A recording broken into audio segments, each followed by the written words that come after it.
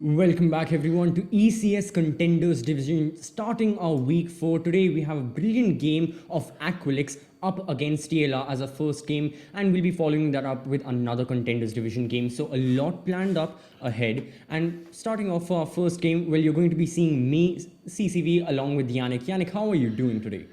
I'm doing absolutely fantastic. Thanks for asking. Actually, looking forward to this match. I'm going to see TLR, or The Last Resort, as some of you might know them, versus Aqualix, as CCV has just mentioned. TLR looking very, very good. Third place on the board right now, on the leaderboard. And Aqualix are going to really need to get their points to stay up on the board. So you're looking at the rosters. We see TLR here, Hazard, Panicky, Bruno, Oculus, and K5Z. Hazard having some amazing ratings and amazing KDs. Yes, and for the side of Aqualix, their journey so far in the first 3 weeks hasn't been the most fruitful. They've been towards the bottom of the barrel, currently sitting at spot number 6. A quick reminder, top 4 teams from the Contenders Division will qualify for the championship playoffs, so each and every team is looking for that top 4 spot. So like I said, Aqualix on spot 6 right now. They're lagging a bit behind, haven't won a lot of their games. They've been losing. Some games were close, like their first game, the first game of the entire season 3 of ECS, which was against Fallacy, now known as SNPEEK. Those were close games. They ended up winning some games against Speechless MG as well. But then during the course of the 4 total best of 2s Aqualix have played so far, they've been losing majority of them against Makers Academy. I don't want to sugarcoat it, but they just got thrashed completely. Makers Academy had 14 rounds won in that best of 2. Aqualix had a single one. So yeah, regardless of that, their rosters were also looking fine and dandy. We just saw the statistics. One player to highlight and to keep in front of all our eyes is going to be the Max. During the off season, after season 2 and before season 3, he was the newest recruit into Aqualix, coming in from Jaeger's Academy, who are currently in the Majors division, and so far he's been popping off. Like I said, even though Aqualix have been losing majority of their games, he's been performing quite well individually. It's just a bit sad to see that it hasn't resulted into a more team-wide success. Indeed, and I just want to highlight some things on TLR's side of things. I've only been here for this my second game casting, so I don't have that much information as CCV might have, so please excuse me if my information is a bit lacking. But what I do know is their last games against Makers Academy, where TLR got pretty much their butts handed to them. They got a draw and a 7-5 loss. You would say that's pretty close, but still, I expected better from TLR. With that said, if you look at the players from that match, the K5Z and Hazard, some players that on the players list, on the team rosters, look really strong, were really just not there that match. They were maybe asleep, maybe they had a long day at work, I don't know. But I really hope that they're going to be here today to show up and put some kills and some plays on the board. And I think that goes for both teams, not just TLR and Aqualix, but both of them essentially. Because over here today, essentially in this best of 2, drawing a map, whether it's any of the maps we will be playing, we'll talk about those later, or, say TLR win the first game and then Aqualix win the second, that won't cut it. Now, we are entering towards the second half essentially of the group stages. All right, the first half is now over. The first 3 weeks have passed on. The teams are now almost set in stone. They have all the rounds pointing up, and they have the all-round tallies pointing up, should I say. Now it's more it's essentially the journey of what they establish from here, because they want to act on whatever problems they have right now. I mentioned that Aqualix are currently in 6th position. Well, to give a bit more context right here, they have a total of 7 points, and the teams in front of them sitting at 4th and 5th respectively are SNPEEK and PRGN, sitting at 11 apiece. So basically, if you don't know about the rundowns of the points, if you win a game, you get 3 points. So essentially for Aqualix, even if they win a single game, they'll just have 10 and they'll be in the same spot. They'll essentially have to win both of their games in order to get 6 points. Only then will they be able to overtake the two teams. Only then Will they be able to secure a spot in the top four, essentially in the future, securing a spot in the championship playoffs as well? And something similar for TLR as well. They are sitting at 14 points. In front of them on second position, in second position, is Rocket Gaming with 20 points. So TLR also need to win both of the maps, gather 6 points, and then hope that the rounds difference is enough to overtake Rocket. So these are two different storylines we have to look out for, both in contenders, and I'm sure it's going to be a very, very chaotic game. Oh, two games. Indeed, and we'll move now over into the map bans, as the two maps that we are going to be playing is going to be Villa and Cafe. Villa being Aqualix's pick and Cafe being TLR's pick. What do you think about these map bans? Do you think any team has come out in favor for these the maps we're going to play? Do you see, the map bans is the one thing I am genuinely a bit, I wouldn't say confused, but I'm uncertain as to where exactly my prediction lies, or in which team's favor does my prediction lie. Because on one hand, you do have Villa, which is the pick of Aqualix. They defeated Speechless MG 7-5 there. It was a good game. They got 3 points. Bish bash bosh. Very good. But then they lost 1-7 to Makers Academy on the same map. And now you're looking at two very extreme results. On one hand, you have a close victory, and on the other, you have this extreme defeat. So I think taking Villa is going to be a bit of a gamble, to be honest. For the side of Aqualix, I don't think, what exactly do they have in their mind, and how exactly would they like to play against TLR. So I'm really, really in the dark here when it comes to Villa and what it brings in front of us. Cafe, of course, being the second map, TLR's pick. Well, if I look at their previous statistics on Cafe, I'd say that this is a pretty good choice, winning 7-2 over Team Manic in the first week or first round of playing. To me, a smart choice. Do you have anything to say about that one? Cafe as well, same goes for Cafe. Aqualix did defeat Speechless 7-1 on Cafe. Again, a very, very good result. But then again, they drew against Paragon. So it's two different results. This is exactly what I was saying about Villa, right? That on one hand, Aqualix have played good on those maps. They've garnered good results. But on the other, there have been either these close draws or these extreme defeats, and it just doesn't balance out. It's just, it's almost as if a flip of the coin. You never know what the result is going to be looking forward into this matchup that is right in front of our eyes and right in front of our screens. That to me is the biggest uncertainty that lies. No matter how these teams have performed in the past, looking at them, you can never really predict how they will perform today, because they've had such varying results. So I'm sitting here and I'm honestly waiting for these teams to shell out everything they have in order to get those 6 points today. A lot of uncertainty, but one thing we can be sure about is it's going to be an absolutely exhilarating game on both maps. Speaking about the maps, on Villa, can talk about maybe some standard bans. I don't really know anything about the previous bans of Aqualix or TLR, respectively, but do you have any idea which would be smart for either team to choose on? Well, let's talk about Villa this time. Again, it's difficult to judge, considering that TLR are starting first on attack. We will surely see some bans relating towards the aspect of hard breach, either hard breachers being banned or hard breach support operators such as not Kali, but Thatcher. Come on, Thatcher most likely will be banned. So I think it's going to revolve around that. I don't think there's going to be anything special, anything out of the ordinary coming out. It's just going to be regular siege when it comes to bans. One thing both of us have highlighted is the firepower of both these teams. You were mentioning about players such as Hazard on the side of TLR. I was talking about Mats and how they can be big influential players, causing big plays essentially, and turning the tides of a round or a match at any point in time. So I think rather than just operator selections and strategy, I think it's going to lie a bit more towards gunpowder and which exact team is going to dominate the other when it comes to shooting players and essentially gaining map control and all that. Okay, that's very interesting.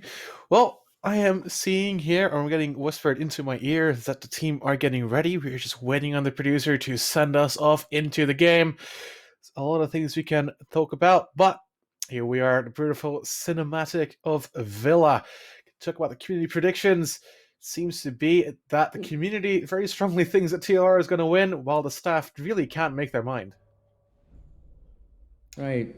Yeah, community predictions, staff predictions. I was honestly thinking that both the community and the staff would be favored a little more towards the side of TLR, just essentially on the past results of these guys. You know, TLR, of course, being on spot number 3, like you said, and Aqualix towards spot 6, and seeing how Aqualix haven't been getting any good results more recently, and TLR have been winning a few of their games. I think it would have been more supportive of TLR, but you know what? Never mind.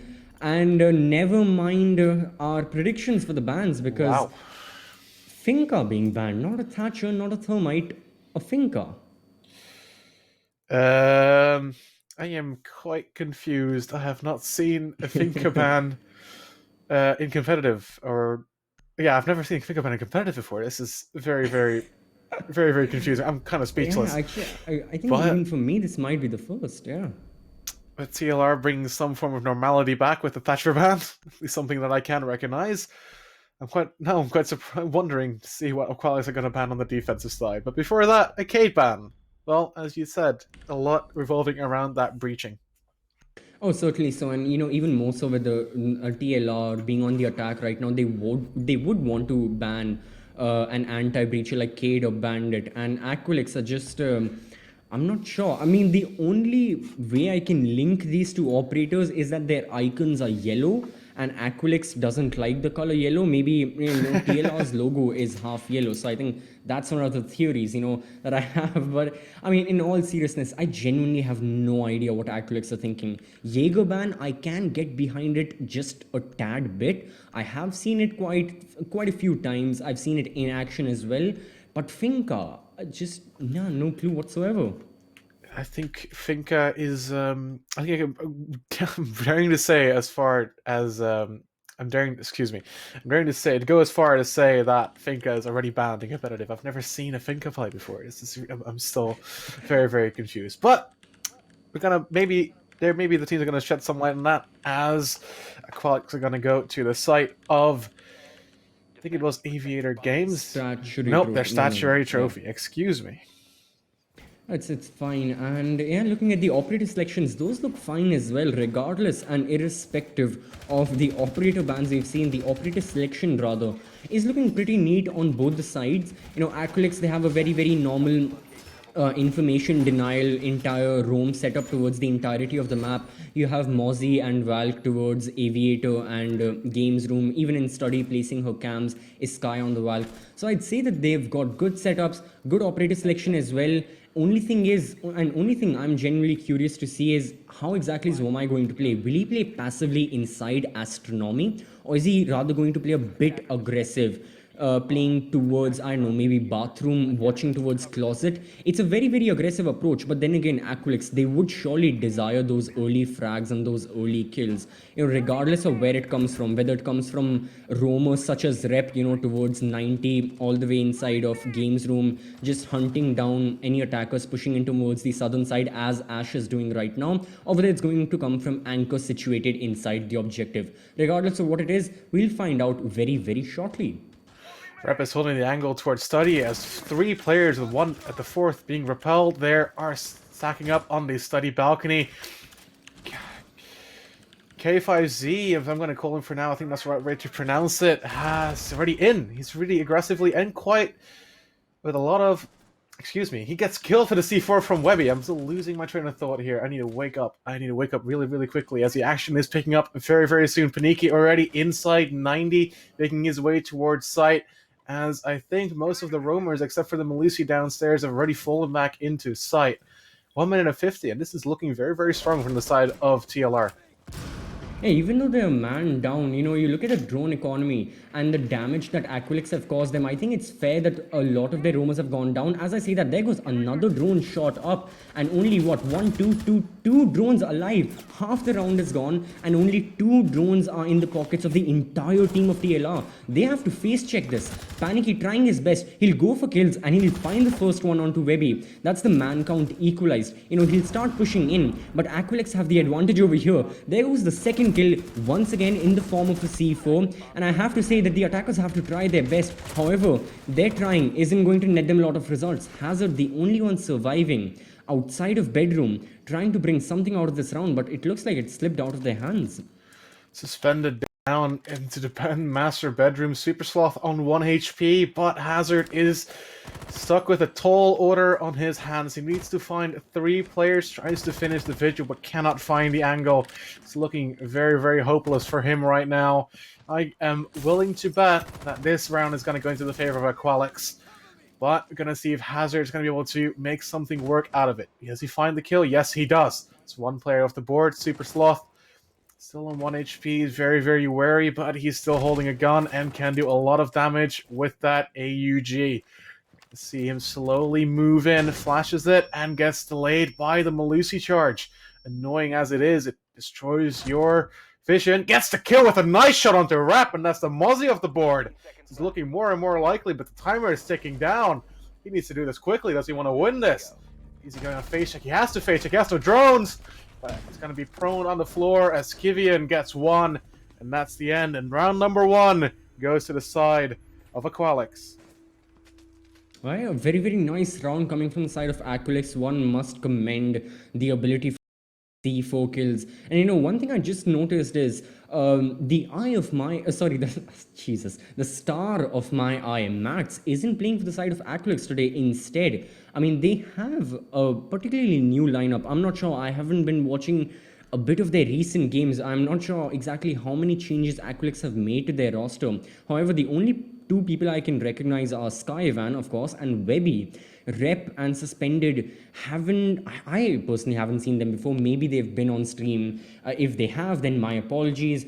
For the first time I'm seeing them, yet they're doing a good job. And Skyvan as well, he played very nicely with that. Valkyrie, not to mention Webby, of course, he got that initial kill onto K5Z, and a bit of a cheeky self-promotion coming here. And oh, never mind, the Observer as well. It's not just our selfish producer Grissom, and he's not selfish, he's actually very, very good, and he's very kind to allow us to see all these games and move around all the scenes as well. We're watching a bit of behind the scenes before the game starts, and it looks like a very hectic job. It would certainly make me age faster if I was doing it. But you know what, for the side of TLR, one thing that they need to get faster with is going to be how fast they need to save their drones. Because I'm gonna be honest, 1 minute 30 seconds into the round and you're down to 2 drones, that's a bad thing. Even more so when you're seeing that you're playing on a map such as Villa, a map where flanks and roams and big plays play such an influential factor that you almost need to be certain. You need to have flank watch set up, not to mention you need to have active droning over here as well. The defenders, they're taking it a bit smart. As we can see, Skyvan, I was almost going to say he was about to shoot the 2 drones coming towards him into landing, and it looks like he'll be playing that as well. For now, the drone economy is good, and what's better for TLR is their aggression. So let's see if they can net them any kills, because already with 45 seconds off the board, they have managed to make their way towards landing. The only crucial element is to get control of the site and then start pushing in. Oh, Webby with a beautiful shot on the K5. It's your Ash off the board, one of your entry fraggers. It's kind of sad to see, but I gotta commend the Malusi for that amazing shot. Hitting it with such... what a reaction time there from the side of Webby. As you have highlighted, TLR already have a lot of map control, but Skivian, meanwhile, is downstairs at Astro. Below there, might be able to be a little bit of a thorn into the attack of TLR, but he decides to go back towards the southern side of the map. Now he's underneath the site. Could throw another one of those pesky C4s. We'll all love to see it. The impact check is not going to be successful on the vault wall. Totally. So for the side of TLR, pressure is mounting on them. They had map control early on, and it was very, very well. Now now the only obstacle in front of them is getting control of the objective. They have opened up vault. That's a very good thing. They're droning vault as well, and we can see Bruno towards the side of Aviator, right outside of it. He's the person live droning. He can start pushing it, and at any moment he likes, to be honest. And his team will be there to support him. It looks a bit one-sided. I'm not gonna lie. All the players of the attack towards the northern side garnering and hoping for a bit of map control. It's a bit desperate. They still have time on their hands. That's the good thing for the side of TLR. They can use this time to flush out the roamers, which they do. Panicky with a very, very nice kill. Once again, equalizing the man count, getting rid of the roamer, and now all it comes down to is getting kills on the anchors, and that's essentially what TLR is doing as well. Bruno and Oculus getting one apiece. Rep has to try his best to keep the site intact as he's behind his mirrors, getting two. And 2 more remain, and 20 seconds remain as well for TLR to make some use of this round. 20 seconds, and Sophie's going to need to peek into the line of sight of the mirror, but the mirror gets caught off guard from the other side. Bruno now, I think that was a triple kill on his name, as Maybe gets found, and that's Paniki with the final kill. The last resort looking stronger now in round number 2 as they win the side of AVG. This is a sign of more to come.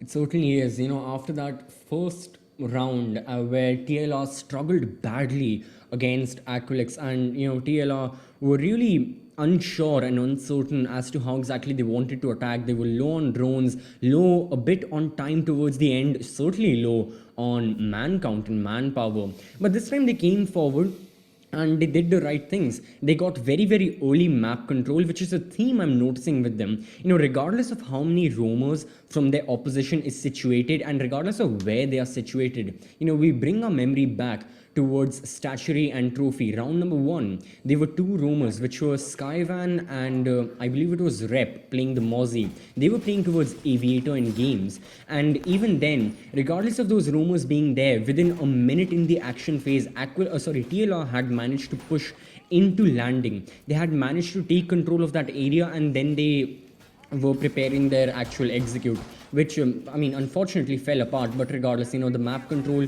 is a thing on hand here, is the thing we have to focus on. So TLR are very, very quick with their map control, and that's actually a positive for them. On a larger map like Villa is, both vertically and horizontally, map control is quite essential. You certainly need it when it comes to attacking and when it comes to time management and time control. The fact that TLR map control so quickly is a very, very good thing, and you know what, I'm commending it for them. I'm looking forward to them gaining more and more map control as time goes on, not just on Villa but on our second map as well, Cafe, which is also again very large both vertically and horizontally. So a lot to look forward and a lot to eye on when it comes to their attack. I was honestly really, really scared for TLR when Skivian was still Sky Ivan. I don't know, I'm going to call him, still downstairs at the final minute. But the Zofia of Paniki did get killed. I think that could have been a turning point for the round. But TLR now slowly making their way, and actually slowly might not be the correct word, as they are yet again gaining this map control fairly quickly. Winning it out, already have control of Trophy and Statuary, and they're making their way into 90, but the C4 from below! The Mute coming out big, gets suspended, gets one on the K5, and he's an opening death yet again. Oh my, the C4s are really playing a big, big part this game. Bad day at work for K5Z so far. As you just pointed out, we have seen 3 total rounds play out, and in all 3 of them he has been the opening casualty, and all 3 times it's been because of those damn C4s. So yeah, he's not having a great day, is he? But more importantly, in all seriousness, and this goes in a more macro sense, this just doesn't affect him, however his entire team. He's playing the Ash, he has been playing the Ash. since the first round. Him as an entry fragger, not getting any kills, not contributing to a lot of the round, it's a very, very negative attribute to him. And he really needs to improve that. Maybe be a bit careful of where you're treading on, have some pre-placed drones or some flank drones in the first flow from the preparation phase. Those would be a bit of the advice I could give him and the entire team of TLR if they don't want to fall into this trap again of having 4 people very early on in the round as they have been for the past 3 rounds. It's, of course, a very big mental thing if you have to start off the round in a 4v3 or basically end the round in 4v3. But speaking about HP, Skivian is on low HP, so is Rep, as some members of TLR have lost quite a significant amount of HP as well. Bruno is still downstairs, going to be able to spot those black eye cameras, mute jammers, while my desk's IQ doing her job with that scanner in hand.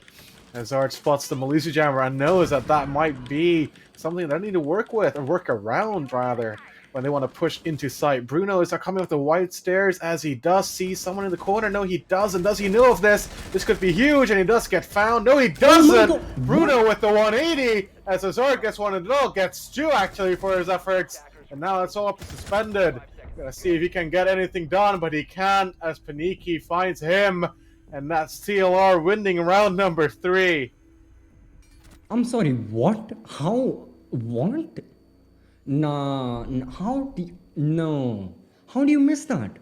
Those were at least 10, 15 shots. I get it, it's the MPX, but man, when you're losing a round, when the attackers are at the brim of just, executing onto the site and just hoping to gun down all the anchors, you whiff that bad. Yikes. It's very unlikely that I'll just dig down on a play like this, on a play, should I say, that is dependent on mechanical ability that was there for Skyvan, and just him whiffing his shots. However, in this case, it's necessary. That would have been the round winning moment. We take our eyes off just the fact that, okay, Bruno was playing the IQ. If he had died, that would have been another person gone off the board for the side of TLR, which means less people for Aqualix to kill, an easier execute to deal with essentially as a defender. Not just that, but you see the repercussions of that one kill. Those were the bigger thing. That was the bigger aspect of that entire play. Had Skyvan been alive, he would have started pushing from study towards Aviator. We saw the final kill Panicky got onto, unfortunately I don't remember which defender it was, but essentially the final kill of the round. Panicky was inside of Aviator near the vault door. Now imagine Skyvan would have been behind him. That would have been a very, very easy kill, and before you know it, Zofia would have been dead. But that's not what happened. This one kill, plays like these, this is what defines fast-paced shooters and even first-paced yeah, the full form of FPS. I've forgotten it. Never mind. But again, in all seriousness, it's plays like these that just turn the tides of the round. This is what we were talking about earlier in the pre-show, that it's mechanical abilities that can change the course of the rounds, that can make one team suddenly win the round. In this case, Aqualix, they just had a bit of a bit of a Monka-esque situation, to be honest. Yeah, that indeed, just a bit of a, yeah, exactly. I think Monka S is a really good way to describe that as the Valkyrie of Skyvan. Oof, that was a moment I don't think he's gonna look back really fondly of. But K5 gets his first kill, and Super Soft off the board, and Wamai off the board, and that's less of those pesky Wamai discs. He's basically the replacement for the man of Jaeger, but Suspended on the flank. He gets the refrag. Man, these people need more flank drones. TLR need more flank drones. Otherwise, this is going to keep happening. Skyvan gets into a little bit of a kerfuffle, but gets away with his life. No real damage done, but Bruno has lost, well, about 20 HP. Speaking of flying drones, again, we bring our eyes to the drone economy of TLR right now. 1 minute 30 seconds and only 4 drones on board. You know what? This is still a bit better if you compare it to round 1, where there were 2 drones remaining. However, now Hazard still has both of his drones in hand. He can live drone, possibly Panicky it would be, since he's the person who's the only entry fragger remaining for the side of TLR right now. And Panicky is watching the site. The site has been breached. He has line of sight. He has the objective in mind. He has the anchors in mind as well. The only question is acting on all of this information. Rep is doing an excellent job of just holding down the side, waiting and just biding by his time, just so his fellow defenders can start pushing in. Either they can make plays, suspended, pushing up. It can maybe even be Skyvan, coming from Aviator, getting a trade, and then equalizing the man count in favor of Aqualix, because mind you, they're the ones playing the time game right now. It's TLR who have to act on it, and well, whatever they're doing, they're getting punished. As Webby and the Vigil are suspended, both find a kill. It's now Paniki in a 1v3, does not have a diffuser in hand. The timer is taking down. Sorry to say, Paniki, but this does not look favorable for you, not even slightly. I think he's going to wait his time here. Tries to get the peak, but Rep wins that one. That's round number 4 for Aqualix, and we're back onto even love standings.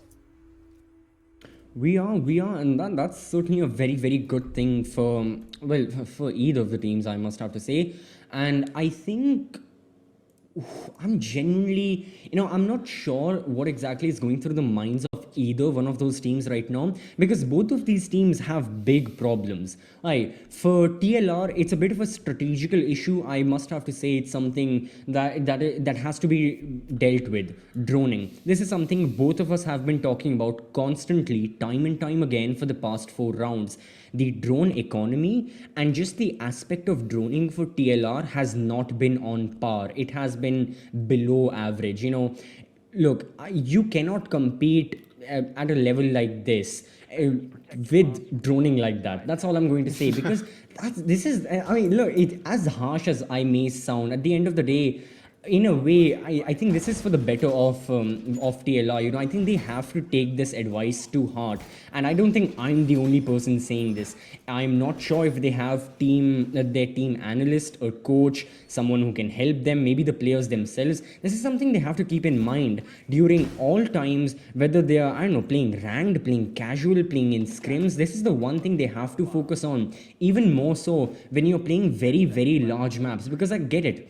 TLR, they have good mechanical abilities. Panicky, he's been playing quite well. So has been Hazard and Bruno. Even though these people are playing flex, Hazard is playing Hibana, for God's sakes. He's playing the hard support. Yet he can deliver on those skills. He can start pushing in. He can start, essentially, again, like I said, getting kills when the time is necessary. The only question is, apart from that, what all improvements can be made? And there's a big, big improvement. Not dying to silly mistakes, not dying to C4s, not dying to roams and flanks, much like what is happening right now. In this case, active droning is happening. Skyvan, he was about to take a duel against Panicky, and there was someone droning Panicky just right in front of him. I'm unsure which person it was, but live droning was happening, and that's good. That's what we need to see more of as the round goes on. The CV attackers slowly making their way there in mud now. Hazard finds one and is suspended, and as your pulse off the board and a C4 off the board, as I likely wasn't expended, but Bruno gets a double! Oh my, and it's all down to a 5v2 now. Rep and Skyvan do trade it back, and it's a 3v2, making it slightly more bearable for them. A lot of HP still left for both of them, a good pool. Nobody really on that low HP as Rep finds another one, and we're back on even standings on man count-wise. We're going to see now if TLR can continue their first, major push and see if they can continue the momentum they had in the beginning of their round. But Aqualix are very, very, they don't want that to happen, as they are now they calmed it down. They're now back on site and they're playing it calm. K5 losing a lot of HP though, as my clean feed is freezing, but it's back up now. 1 minute and 20 seconds remaining. And we're going to see if TLR have it in store. This is a weird position both these teams have found themselves in. 1 minute 15 seconds, an attacker is in the objective. They are planting, they are executing right now. And what are the defenders doing? The defenders are just going for roams. hoping to find some sort of kills. Skyvan, he was trying his best. He had good opportunities. However, he was just shut down. The attackers were aware of his positioning. And now suddenly the round has completely turned around. Aqualix, what once seemed like an almost of a comeback story. They were, 3 people down, and now they had equalized the man count. However, it quickly turned around. The entire round did, and TLR still managed to bring it in their favor. They were like, okay, we've been losing stature and trophy, but when it comes to any other bomb site, any other objective, we are going to snatch this win. We will make sure that on a map such as Villa, on a defender-sided attack, at the very least, we are going to end the half on an equalized score. And in my eyes, this may not even be an equalized score. I really think that Aqualix can possibly go for the win over here purely based on the objective selection. We are going to see Aviator in games for the 3rd time come out from Aqualix. Roughly the same operator lineup, a few changes suspended in this case. He isn't playing the Bandit, he isn't playing the Mute, he is not playing any anti-breacher, rather he's playing a Goyo. He's playing area denial. And seeing how fast and how quickly TLR get map control, I think something like someone like Goyo, who specializes in map control, surely will be necessary, because not only does he provide cover with his shields into crucial angles, much like 90 on its own is impossible to hold, and it's very, very hard as a defender to keep track of that area and keep that area under as your territory essentially. But with a Goyo shield, not only can you abide by the cover the shield provides, but if the worst of the worst comes, if you're getting really desperate, you can just blast the shield, fall back towards games, fall back towards the big box that is there towards 90 corner, and you'll be relatively safer rather than being behind that shield as a first line of defense. So that's a good choice coming from side of Aqualix. And otherwise, it's the same lineup. Super Sloth, he's playing the Mute this time. Early on, he was playing Vamai a lot. He didn't switch off the Vamai at all up until this round. So I think good selections coming from Aqualix. The only thing is they need to start getting kills. And if they can, they need to start denying more and more drones and more information for TLR, because that seems to be the weak point of the attackers right now. We are now heading down to the side switch. Paniki gets on suspended and has to Goyo off the board very, very early on. Good opening pick here from Paniki. Puts the momentum in TLR's favor. TLR now on AVG, the first time they're not the opening kill. But Aqualix have lost them both times around. Super Sloth trades it back onto Paniki, and we're back onto even man count. He finds another one with an amazing shot with the SMG-11. Very difficult gun to control, especially at range. And he proves it right there as Hazard wins the gunfight. Super Sloth coming in close, but he could not control the recoil. And rightfully so, because the SMG-11 is quite the tough gun to handle. Oh, it certainly is. It certainly is. And I'm speaking from personal experience in watching other people play on that gun as well. And another gun which is quite difficult to handle is the Vector that Rep is repping right now. And he gets one kill. He gets a headshot. Nice. Very, very dandy. The attackers are in a bit of a pickle right now. They have to try their best, because if we just go on the same path that we have been of just trades, Zofia got the kill onto Goyo, then got traded out. The same happened right now with Hibana. Got a kill onto Melusi, traded immediately. This time there won't be a second trade. It's all down to Oculus. He gets the first one. He's still alive. That's the good thing. Mira has information, but so does Nomad. Both these players, both these operators, aware of each other, aware of how much damage their guns can cost. Not a lot of information for TLR, mind you. Both of the drones of Oculus are dead, are destroyed. If anything, something else might be there, a pre-placed drone. However, Rep has information that Oculus is playing towards the southern side. There's only one way he can push from, and he will act on it. You bet he will. Rep is holding the angle here from Vault, 40 seconds remaining, and the Nomad peeks and he wins that gunfight! You're not supposed to win those, Oculus! Rep was holding the perfect angle, but Oculus just had the better reflexes and I think the better mechanical skill. And Aqualix lose AVG yet again. They went there 3 times, and I'm really, really sad to say for Aqualix that they lost the split 4-2. And now TLR are on the defensive side on what is generally seen as a very defensive favorite map. Exactly. That's the main I'd say the worry, in a way, I'd say. I really think the worry I have for Aqualix right now, seeing that on a map like Villa, this was their own pick, mind you. The second pick is going to be of TLR. It's going to be their map, Cafe Dostoevsky. So I'd say that. The fact that we've seen Aqualix struggle on their own map pick, that too on defense on a map like Villa, it's a bit tough. It's very, like I said, it's very uncertain to call an entire best of two like this. Which team is going to have an advantage at which time whatsoever? Whether early on it's going to be TLR in the advantage, maybe Aqualix can get with a comeback, regardless of whatever is going on. It's been a good fight so far. A few mistakes here and there, sure, you cannot ignore those, both for Aqualix and for TLR. When it comes to gunfight, a few of the players have been lacking a bit. There's something going on in the chat I won't talk about, but yeah, a few of the players have been underperforming, to say the very least. And yeah, otherwise, even more than that, there's something interesting in front of our eyes over here. TLR having a different approach. They want to hold the site vertically. That usually happens the other way around. When you're defending library and living room, that's when you hold vertically towards AVG. But in this case, they have a very, very significant first floor presence. And all I'm going to say is, I want to see how this pans out. I mean, what do they have in store for us? Yep, and we're going to see the Blackbeard of Aqualix and unsuspended take the gunfight on the K5, but K5 gets out scot-free. Well, they both do, actually. He's going to rappel back up. Aqualix surely must know about presence, as they must have droned. Drone presence, or drone economy is looking pretty okay, but then again, they've lost quite a lot for the first minute. Suspended gets one, and Rep gets one, and TLR falling apart at the seams. And Suspended is on site. But PRGN from below has to C4. This is going to connect. We're going to see it now. It does not, because Suspended is on the table, and so is Rep. Well, actually, never mind. PRGN didn't detonate it, but Rep is planting.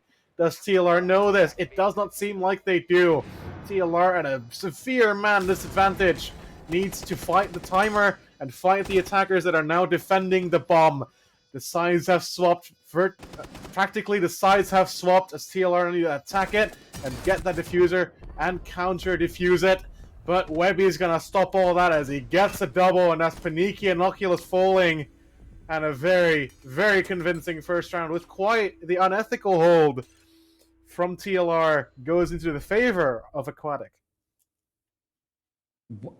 Again, this is one of those moments where I'm just confused. No clue whatsoever what was going on in that round from the side of TLR. From Aqualix, I mean, it was very, very straightforward, and they played it nicely, not to say. They realized very, very early on that TLR had a heavy presence on the first floor. And then they were like, okay, if they have people outside the objective, let's just attack the objective. And that's what they did. They were successful at it. They had side control very, very early on.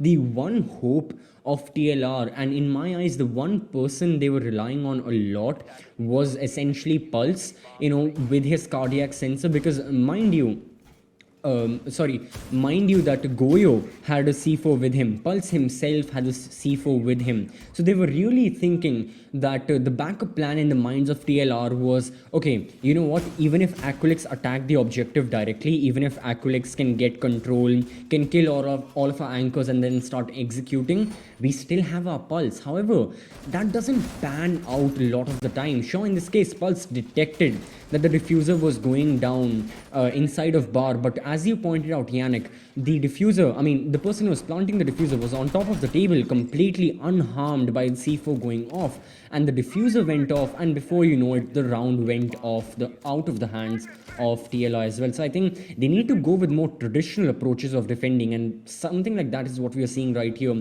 with the castle and the Mozzie and the Vigil and all that. They have control of the objective, a few rumors situated here and there, but this is traditionally how you hold the site of statuary and trophy, and I think that's the part TLR on. For Aqualix, it's very out of the ordinary what they have opted to do over here. Going for the rush, maybe that Finka ban is going to come in handy after all. Finka, a very good rushing operator, but the Ash is getting some kills, and they're getting all the kills! Aqualix win this round in quite a fashion. A rush coming out, and it's successful. TLR were definitely not ready for that. I don't think there's much you can say about this one, but TLR just need to wake up and be ready for these rushes. Painful to see. Okay. What?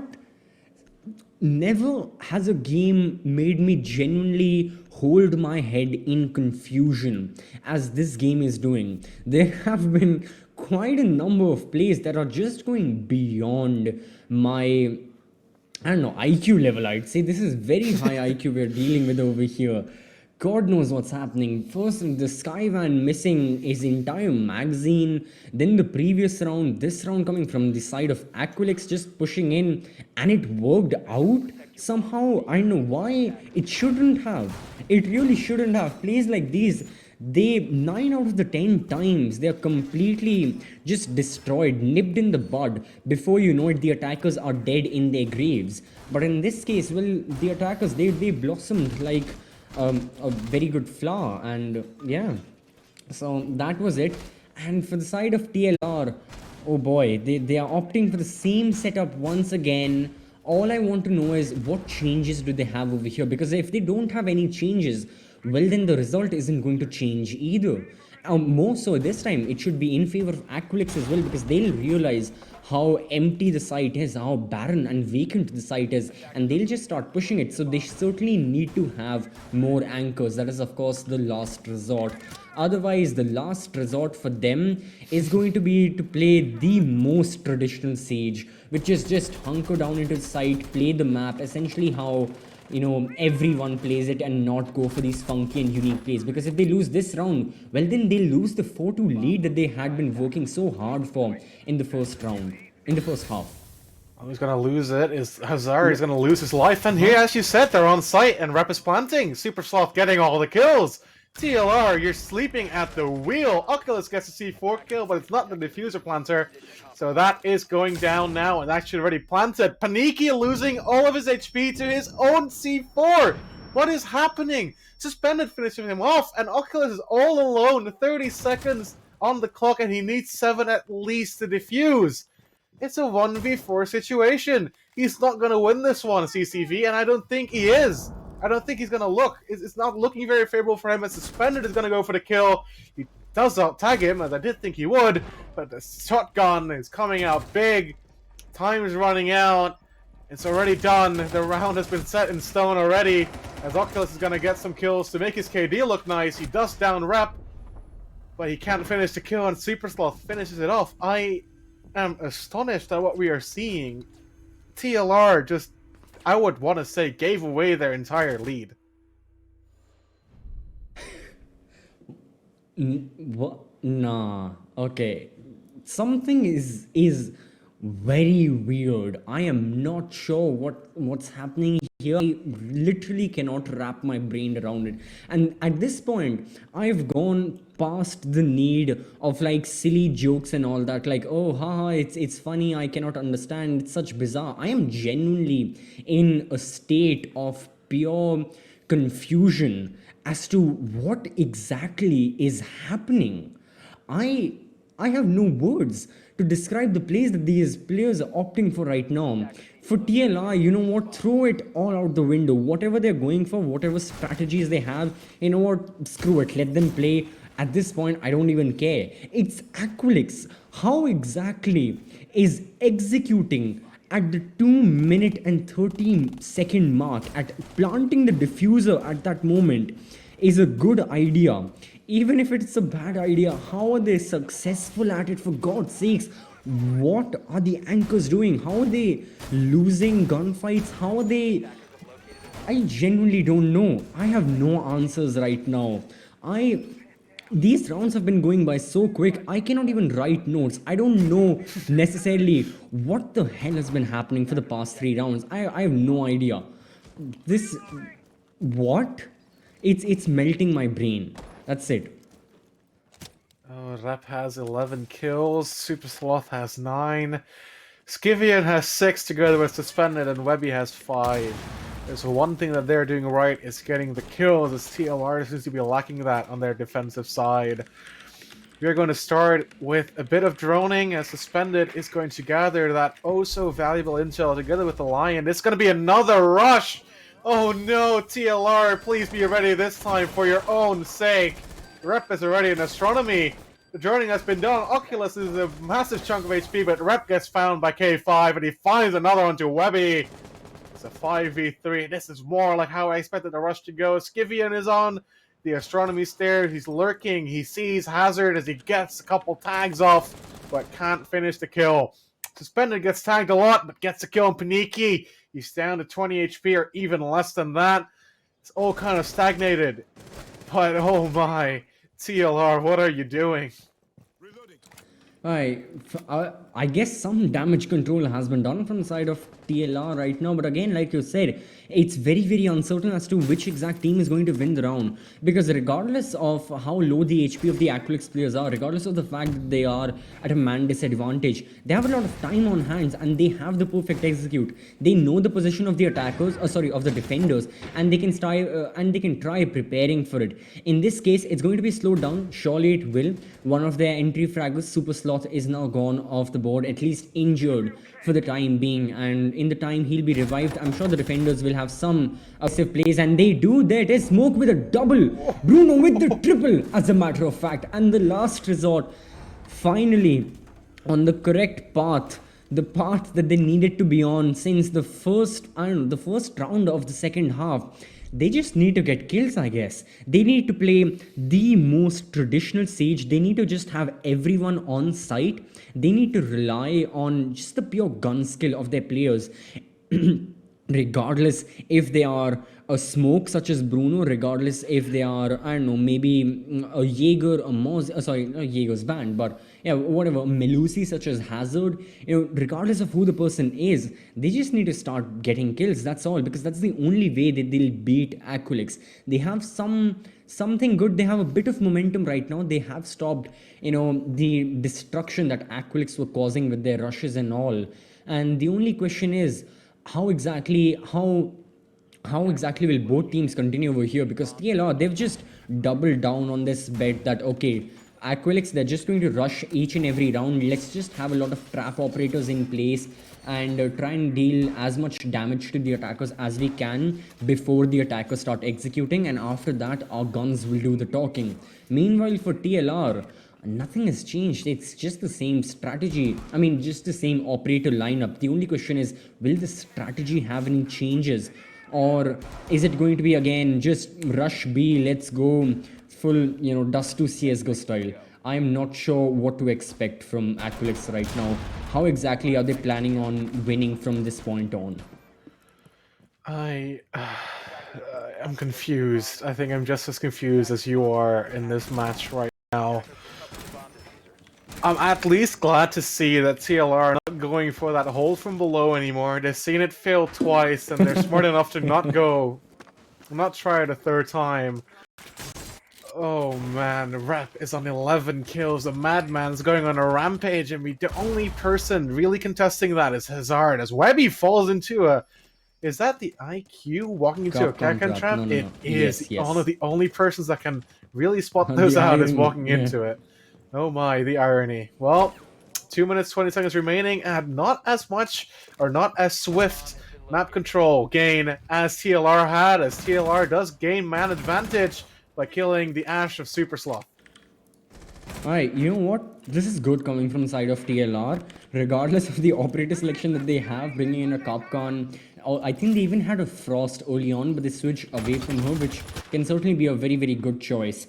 Yeah, of course it will be. But apart from that, I think TLR playing it smart. They have a lot more anchors in place. That's the one thing everyone can notice, and that isn't and that isn't, that is deliberate, essentially, is what I'm trying to say. They're doing this on purpose. They know Aqualix are being extremely aggressive, and even if Aqualix play this normally, even if Aqualix go the traditional route of, oh, let's clear out the rumors, let's drone ahead in front of us, the guns of TLR are superior, much like what we're seeing right now. Bruno with yet another kill, almost getting Skyvan in the process of peaking as well. So I think TLR are in a very good position. They have realized their strength, and they are rationing all of their rumors, all of their anchors into specific parts of the map to take gunfights and to hopefully win more of those gunfights. So For the time being, Aqualix are firing back as well. They won't sit down quietly. No, they will also let their guns do the talking. They'll also be like, okay, you know what? It's not just you who can win gunfights. We can do the same. And now it's developing into this back and forth between both of the teams. And before you know it, you never really can guarantee which team is going to win the round, because at any single time, like a seesaw, the round is going into the favor of one team. Nope, it changes and it changes again. It's now in the favor of TLR, but not for long as Azar gets found, and it's Rep versus K5. The Kapkan versus the Hibana. The only thing we can hope for Rep is that the IQ of Webby has taken care of most of the Kapkan traps, as that is something that K5 can still rely on. Rep has 13. He wants to make it 14 right now, but 15 seconds remaining. The clock is working against him. That's the Kapkan trap, bringing him down to 1 HP, and a Legion Mine stuck. He needs to do something about it. But K5 finishes off his sufferings as he finalizes the kill. TLR finally getting another round on the board, and they're back in the lead with... Actually, I've written that down completely wrong. They can't be 6-5. Oh, they are. No, they are 6-5. Excuse me. They're back in the lead. Yeah, it now is. 6-5. You know what? I'm just happy there is no overtime. One of the few times I'm going to say I'm glad a draw, or even if it's not a draw, even if TLR managed to win from this point on, get the final round. Because to be honest, I just want this to end. I somehow I miss regular Siege. Again, another sentence I don't think I was going to say in this lifetime or my next 7 lifetimes, that I miss droning out the roamers, clearing out the utility, and then executing on site. Because this is, I cannot say it on stream, but it's crazy what's going on here. Jesus, just all I want is my normal bandit tricks. All I want is my normal flank drone setup and all that. That's all I want to see over here. But you know what? It's been entertaining. That's what it's been so far. It's been a great journey. And now the journey is coming to an end. So before it comes to an end, again, let me give a quick recap to what's at stake over here. Not just in this one best of 2, but what lies in front of both TLR and Aqualix in the contenders division. For the side of Aqualix, it's quite bitter. They haven't been winning a lot of their games, and they will not win this map. At the best case scenario, they'll tie it, but that isn't what they needed. This is the first match of our 4th Playday. So after this, the teams that are in front of Aqualix, you know, when it comes to the standings, which are, I believe, SNPEEK and PRGN, they have more of their games. If they start winning their games, if they start gathering points, it means Aqualix will find themselves between a rock and a hard place. There will be very little ways Aqualix will manage to progress further into the contenders division and possibly getting into that top 4 to get to qualify for the championship playoffs. And of course, that's what each and every single team wants, to qualify for the championship playoffs and maybe, you know, take the trophy of ECS season 3. So I guess Aqualix, their journey is getting very tough, and this isn't going to help. The best case, they need to win on next map. Meanwhile, for TLR, well, we'll talk about that later. For now, Yannick, take us through how much we have seen of this round play out. Well, we've seen that Aqualix have taken quite a bit of map control, and they've taken control of bedroom, and the breach is going open, so that's something going into their favor. The Ash gets tagged from below, but the C4 not close enough to finalize the kill, or even take any mentionable amount of HP from the Ash to a Super Sloth. TLR, some amazing gunners on their team, and their guns really need to fire now, as it is the final round. They want to get this win, and Aqualix want to get the draw. Maybe not what they were looking for when they went in this game, but it's the best that they can get out of it right now. So Aqualix are looking to win this round, but they have 1 minute and 30 remaining. The timer's working against them. Webby is on low HP. Hazard gets on a Super Sloth, and he does finalize that damage done to the Ash. They are in kitchen. Site that we haven't seen TLR go just yet, so might this be the trick they pull out of the hat, the little ace card that they pull. Well, K5 is going to pull one onto Rep as he does gets killed, but gets traded back immediately by Suspended as he follows it up on Bruno. Oh my, Suspended going big this round, and that's the man advantage back, and we are going to get, I think that was an even trade. Yes, it is. It's a 2v2 now. 50 seconds remaining. I don't really know how this is going to play out just yet. Oh, Panicky right here. He can be in an influential spot only if the players of TLR have the information that Aqualix are pushing in from Laundry. He can start heading towards Gallery and he can hold crossfires from there. And with the addition of the Mace True Evil Eyes, it can go in this real nice synergy. And both of those can synergize really well, and they can possibly get both the kills on the attackers that the defenders are desperately looking for in order to get the round win. Meanwhile, for the attackers, they have to execute. They have to execute right now. This execute is for one entire point in the contenders division. 3 seconds remaining on the refuser. Skyvan successfully. No, he doesn't. It's unsuccessful. Suspended though. Gets successfully a kill, and now he has to plant. Oculus, all he'll do is play it safe. He knows even if Blackbeard wanted to plant the diffuser, well, he would have just killed him in those 7 seconds it takes to plant the diffuser. And before you know it, TLR slipping away with this victory at one point which seemed like a dead draw, and at one point which seemed like the match could go either way. TLR, after their domination in the first half with that 4-2 lead, managed to convert it in a 7-5 win. TLR, they were looking shaky at the beginning of their defensive half. I am so confused at what they were trying with that downstairs hold of AVG. Didn't work twice. They lost a rush from Aqualix into trophy and statuary. They nearly threw it all away, but in the final 2 rounds, they didn't give up. They gave their final push, and they won the match. But all in all, that was an amazing game of Villa. One of the most spectacular games I've ever seen and ever casted. It was simultaneously both amazing, like you said, and gut wrenching, horrifying in a very bad way.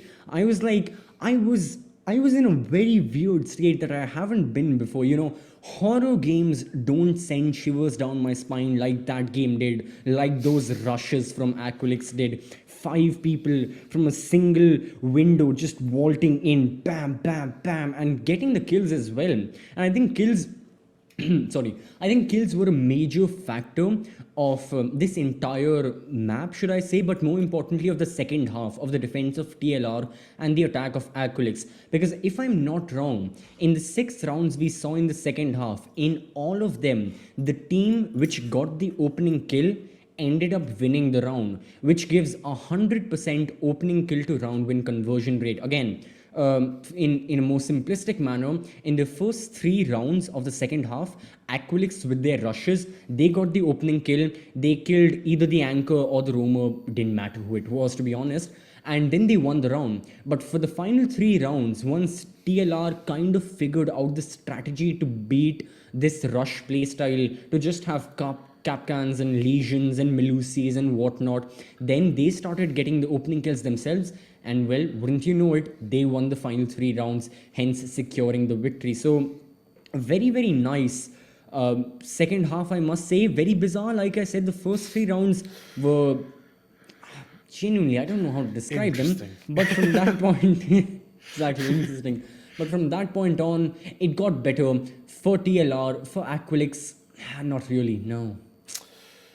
Well, after that amazing match of Villa, we are going to be moving into an amazing map of Cafe Dostoevsky. But before that, we're going to go into a break so we can all recover from what just happened. Stay tuned. Of course.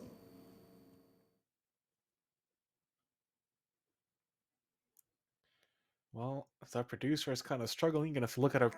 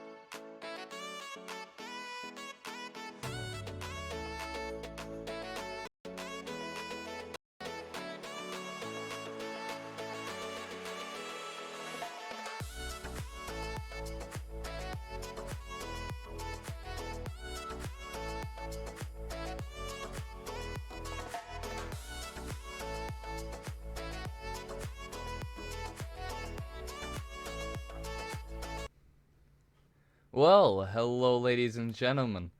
I'm sure a lot of you are not aware, unfortunately, CCV's internet has gone bye bye, which is a real shame. But luckily for you, you do have me, Grissom, currently covering until he is going to be back. It might be a little bit of the game. We're going to do the best we can to get him back on stream. And of course, I'm also on production, so this is going to be very fun to attempt to manage. But Yannick, you know this more than me.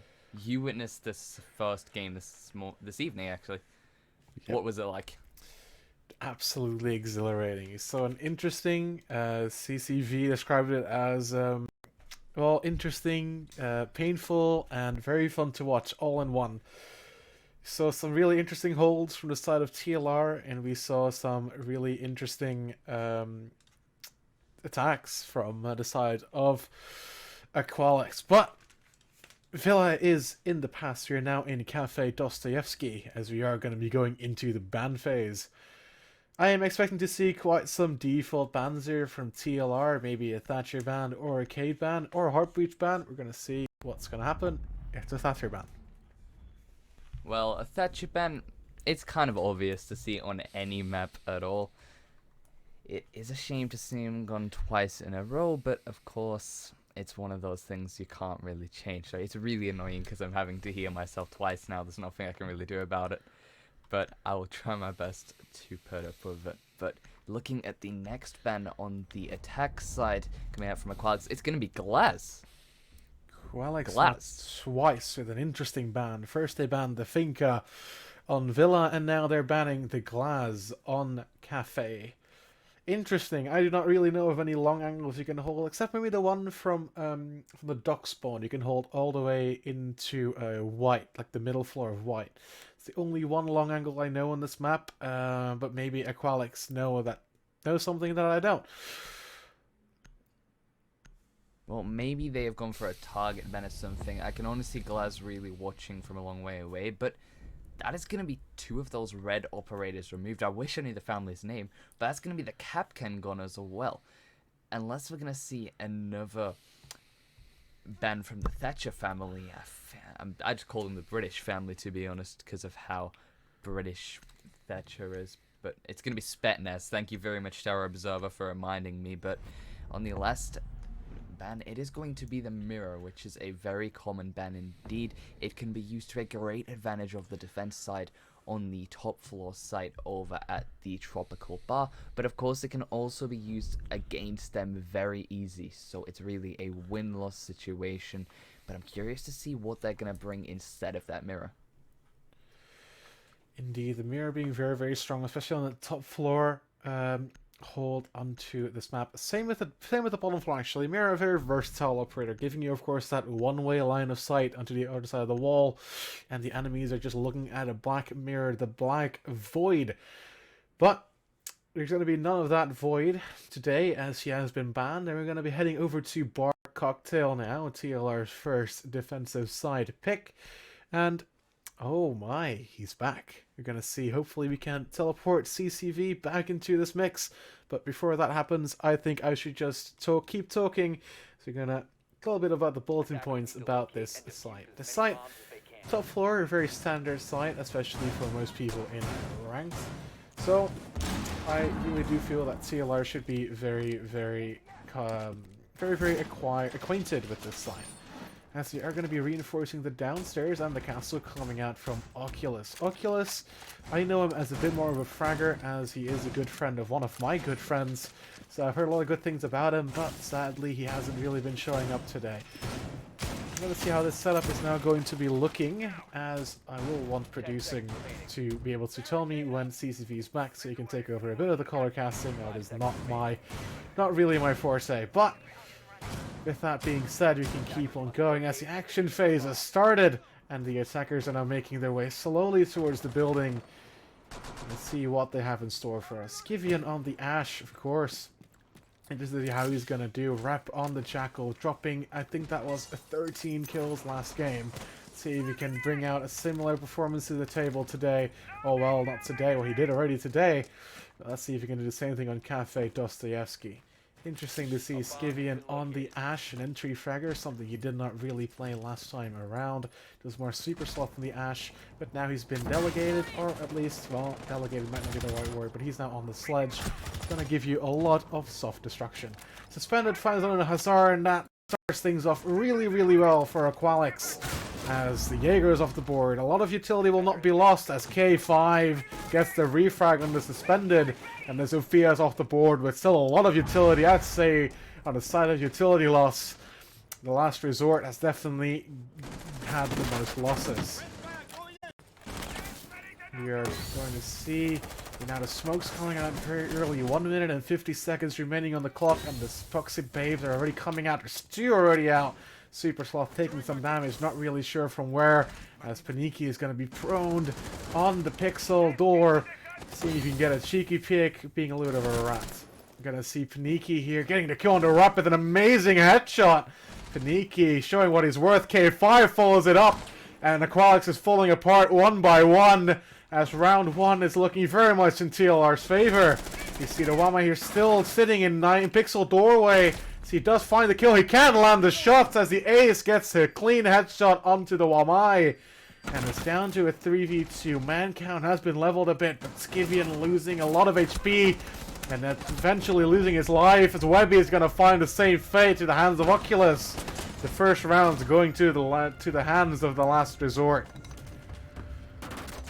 Absolutely amazing round here, as we did see them going for quite the hold. They played passively, with the exception of the round from the Valkyrie in the beginning of the round. TLR showing how they can defend better now on Cafe than they did in Villa. Let's see if we're going to see any more of this unorthodox holds right now. We are going to be heading into kitchen service. The attacking side not changing very much. We do see Super Sloth back onto the Ash, as the sledge has been given back to the hands of Skivian. We are timer hits 0, and we are alright, so we are going to see now just how the defense are going to hold.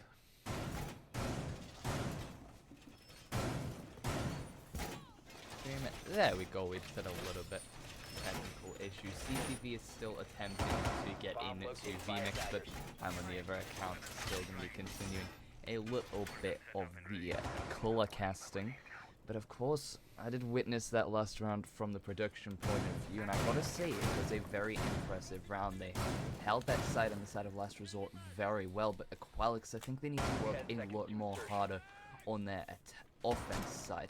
Of course, the operators that they're bringing along, they do have that Blackbeard, which is very good, pretty much saving yourself from 2 or 3 headshots, but that Jackal also being brought along, yes, it is helpful, but they only have 1 hard breacher and 2 soft breachers, which is really enough and what you need regarding they can stay alive. But if that goes down to a 2v5 where you lose all your breachers, then it is going to be a very important situation, and these sort of things can happen a lot.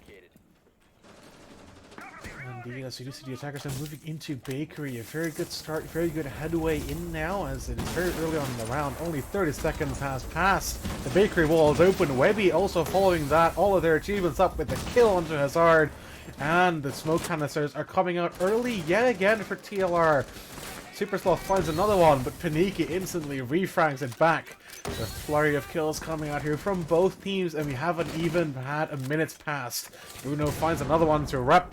And now it's all down to a 3v3. As I said, there's still 2 minutes remaining on that Blackbeard shield doing God's work, as he does get saved from a headshot there, as we did hear the shield crack at the bullets of Bruno. Your smoke off the board with at least 1 smoke canister still in the pocket.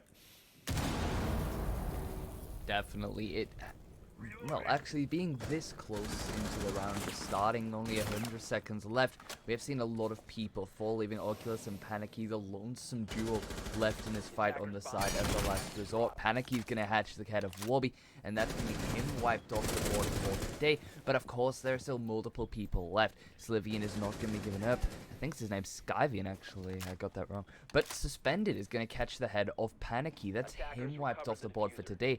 Diffuser has been picked up for Aqualix, and that's going to be a plant going down. Nitro going to be going out by Oculus, and it is unfortunate enough that it's going to be catched on the wall, another plant is going to be trying to get initiated, and it looks like they're going to go for it, but he catches the head of Skyvian, and that's going to be him wiped off the board. It is now a post-plant situation, only 40 seconds left on the round, but of course, Oculus is going to go down there. Suspended is going to catch that couple last few shots on him, and as we can see on this replay, look at some of that amazing work done by him. The Blackbeard shield coming in clutch there as it did tank a couple of the bullets. Some people might say that it's a very unfair operator, but not now, as he is in ban and he's free to play. And Suspended is making good use of those shields, shielding his head from a lot of those headshots, meaning that he at least has a reaction time where he gets more time to react and he gets more time to kill the person on the other side of the gunfight. Now, it's Kitchen now held by TLR, but not as decisive. Actually, they lost it to the side of Aqualix. Absolutely.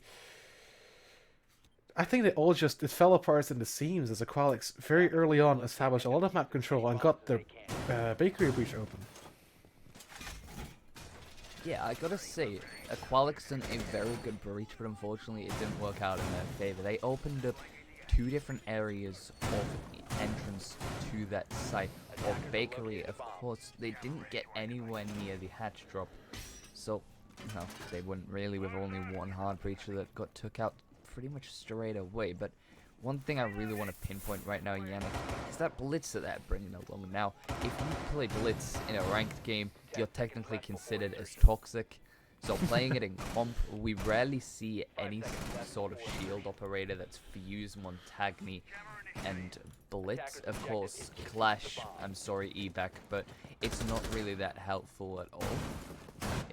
I wouldn't really consider it as an operator worth bringing along on any side of defense. There's a lot more profitable operators you can bring, but seeing this Blitz being brought out is going to help. But oh my god, that's going to be super catching the head of Sloth. Holy moly. Super Sloth, what a shot through the wall! As he turned his red boxes off, I really hope he's not hacking, but it surely does seem so. He's probably not. I'm just making a joke. Sky Ivan? Oh, the name man with the tricky name is going to be making headways with the Blitz. And we're going to see how that's going to impact the round. First kill coming in already really early on in the map.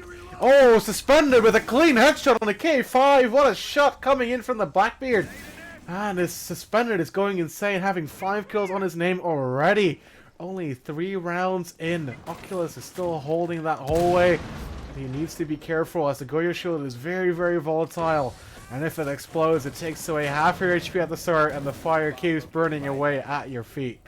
1 minute and 50 seconds remaining, and it's looking very much in Aqualix's favor. Well, the time is ticking. Still a lot of time to spare in this situation. Hazard going to be above sitting in mining room with his shotgun SMG-11, opening up some of the floor. Bruno losing quite a lot of health in some sort of contestation with Aqualix. Still a 3v5, but it looks like they have just spotted one of the remaining defenders on the side of the last resort. Bullets is going to be pushing in, blocking any of these bullets flying this way, but he's going to spot one. He's going to send out his blinding flash, and of course still going to be contesting this. His arms is still open, same for his legs, so there's still plenty of opportunities, but actually I just missed that. It is now a post-plant situation. Rep finding one on Oculus, and it's all down to Hazard and Bruno. 30 seconds on the clock, and then remember, they need at least 7 to get that defuse off. Oh, the counter defuse, excuse me. But the Blitz flashing Bruno, leaving him helpless as he can't see anything. Oh my, as Rep finishes it off, getting Hazard. And that's it. Round number 3 going for Aqualix's favor. They are looking very, very strong on these kitchen attacks. Well, they have really brought the game so far. I gotta say that push, I'm gonna be honest, I thought that was one of the most stupidest things they've ever done, actually bringing a blitz with them. But realistically, that was actually one of the best things I've ever seen. I'm gonna just put it out there. The blitz sending out some of those flashes and pretty much blocking off any of those defenders from the side of the last resort, being able to counteract with this diffuse plant going down. They really did perform that nothing short of excellent. And I gotta admit, the way that they're switching up their operators over and over, so as we can see this time we've got an Amaru coming into the pool, and also a Book, two operators we haven't seen yet this game, and Yannick, we all know what happens when we see an Amaru on the map at the cafe. I am scared. Where is he gonna repel into? Well, we all can guess.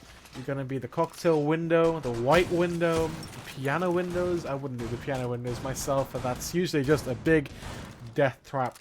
But time will tell as 14 seconds remain of the preparation phase, and after that, the rep is gonna be all up, and he has a lot of choices to make to which window he's gonna do. But the choice is gonna be, can Amaru rappel in through a castle barricade? I don't think she can, right?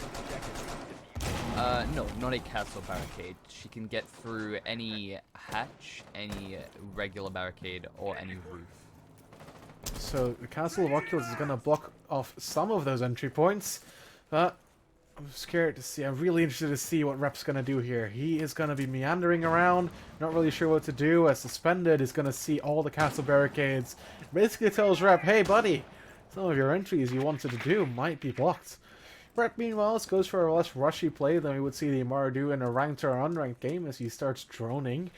Very, very good choice to make, as TLR is all in the spots that you might not expect him to be. We're going to see Super Sloth also on the Repel and Cocktail Balcony. They're going to be starting to apply some pressure, but still not much map control from the side.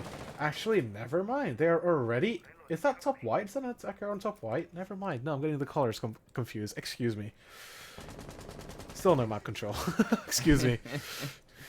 It is all good. I gotta say, the time is still taking a minute 5 into the round, and there are still no players down yet, not even a bit of health left apart from on that side of K5Z, who unfortunately dropped at the start of the round from that balcony on the top floor, going all the way down to the second, which really is unfortunate. But Bruno is going to be once again watching this top hatch, catching Skivian, and that is going to be a lot of health lost on his side. He's probably only around 15 HP now, which is going to make it very difficult for him on his push, especially as there's a bit of contestation going on. Sloth is going to take out K5Z in that situation, leaving Sloth very low indeed. They are about to run into a very big situation as a lot of defenders from the side of Last Resort are going to be set up there, and as we can see, the Amaru is going to come out, try to get up that hatch, but Hazard is going to shut him down. He's going to catch a second, that's Skivian off the board, but Webby is going to catch that refrag on Panicky, and it is now a 2v2.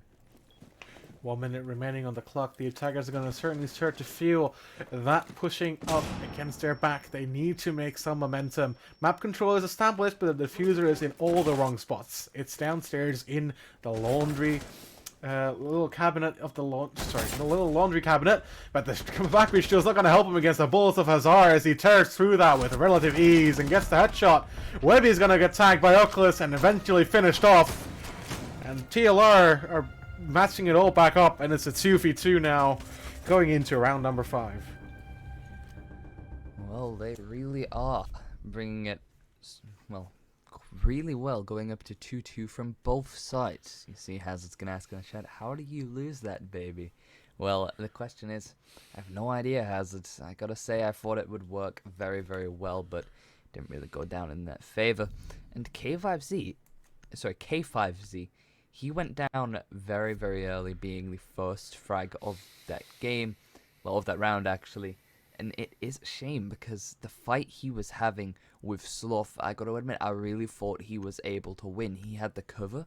It wasn't a hard wall, it was a soft surface, which was just one of those little cabinets in the cocktail lounge, and honestly, I really thought that he could have pulled that off. It's a shame, really, because he had the cover, he had the weapon, he even had a nitro to his name, yet an Ash just with an R4C carbine holographic won that fight. Ash's gun is one of the best guns in the game according to some players. Maybe damage-wise it's not, but it has almost 0 recoil, and it's an absolute, the rate of fire on that thing is absolutely amazing. So it's not, to me, it's not that surprising that the Valkyrie lost that gunfight, as the MPX is considered one of the weaker guns in the game, maybe one of the weakest. But enough about the last round, let's talk about this round, as TLR are now heading into a reading. 2-2 now in the split. Not in the split, but 2-2 now, the round count. They're still on the defensive half. Not really looking too strong. I think they really want to win the next 2 rounds. Kitchen hasn't worked twice for them, so it's a very, very smart decision for them to go over to Reading Room. A site that just came into prevalence in like the last couple of seasons. People, especially in ranked, tended to prefer mining more, but the meta has shifted towards reading now. Suspended is on the rappel, trying to find a couple of heads.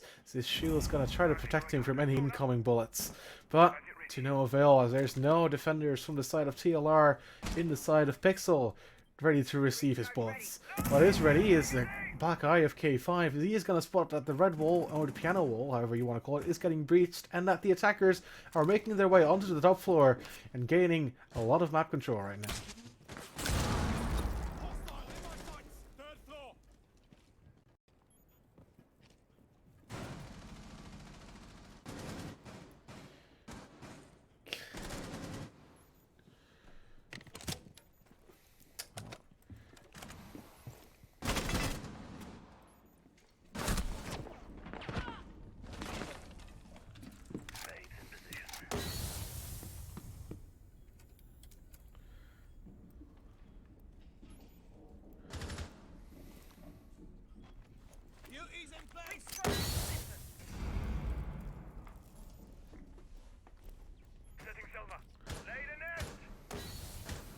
Attackers have located a bomb.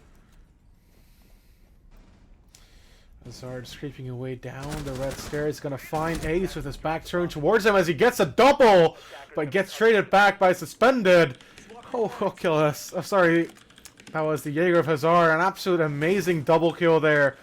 That gets traded back by Suspended. Gonna see now how this is gonna go. It's the 2v2. The guns are in Aqualix's favor. They have better quality guns, as that shows as Bruno's heads get found by the R4C of Super Sloth. Super Sloth now also planning the diffuser, and Oculus does not know this, or does not know where, as the diffuser goes down successfully. Oculus is now the attacker, and the attackers are now defending. Gonna see how Suspended and Super Sloth are gonna handle this, but more importantly, is Super Sloth can retake the site and get that counter defuse going. He's gonna use some of the vertical angles to maybe get some kills, but there's nobody there. And most importantly, by doing this, a lot of time is being wasted, and that's in the favor of the attackers. They're just playing their time. They know that the timer is working in their favor. 13 seconds left. It's virtually impossible now for Oculus to counter defuse. It's all set in stone as the timer goes down 7 seconds. But Suspended gets the kill into Oculus. And that's the Aqualix getting round number 5 and going into the lead yet again, as we are gonna go. We are inching 1 round closer towards that split.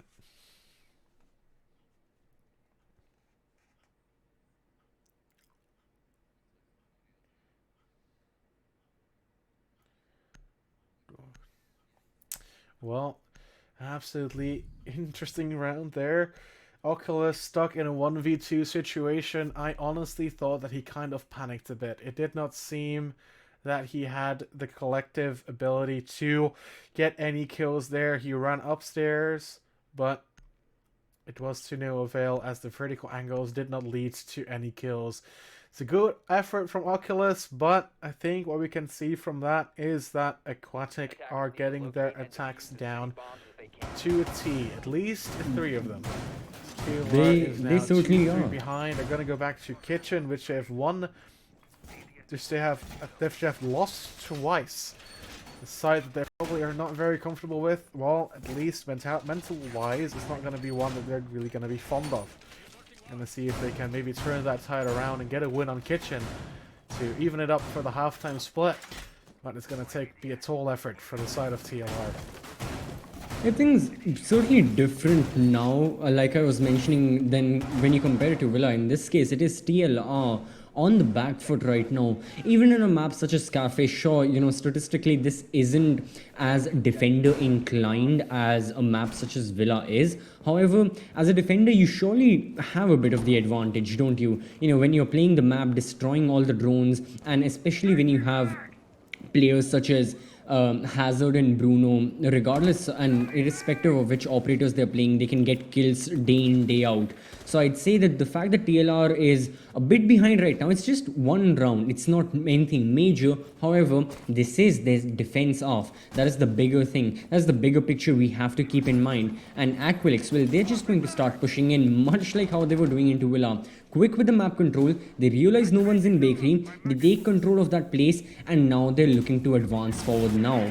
They are looking to open up new avenues to start executing. This is very early on into the round, and I must say that it's going so far so well.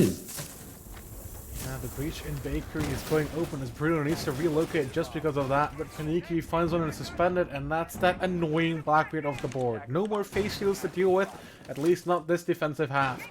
Oculus finds one to Webby, and that's the heart breach off the board, but he got his job done already. He expended all 3 of his ace charges, opened up the prep wall, and made 2 massive holes into the bakery wall. Right, and for the side of Aqualix right now, like, yeah, exactly like you just said, Webby, he's done his job. So it's down to the other people, it's down to the entry fraggers, first of all, Super Sloth. He's been having a good time, you know, second highest kills on his team, just behind Suspended. And I think this is his time to get even more kills. Suspended is I'm so sorry, Suspended is dead. So it all falls onto his shoulders. That is of course the responsibility of getting kills, and the responsibility of, like I said, opening up avenues, allowing for the remaining attackers to execute onto the side. Because if you look at the defender composition right now, all 5 of the defenders are alive. The defenders are in cozy and comfortable spots. They're holding vertical angles, they're holding horizontal angles. They have entire control of the objective, even though the attackers are starting to push in. The attackers push in, well, they're going to get punished for it. And as I say that, before you know it, the entire round comes to a halt, and a flawless round coming from the side of TLR. Absolutely marvelous. Now, unfortunately, you know, I wasn't able to see the first 4 rounds, but did TLR pull off any other flawless round before, Yannick, in this match? They did not. What is quite Alright, surprising though is that they did lose Kitchen twice before, and they have won it this time. So And in good flawless adaptation manner. from the side of TLR.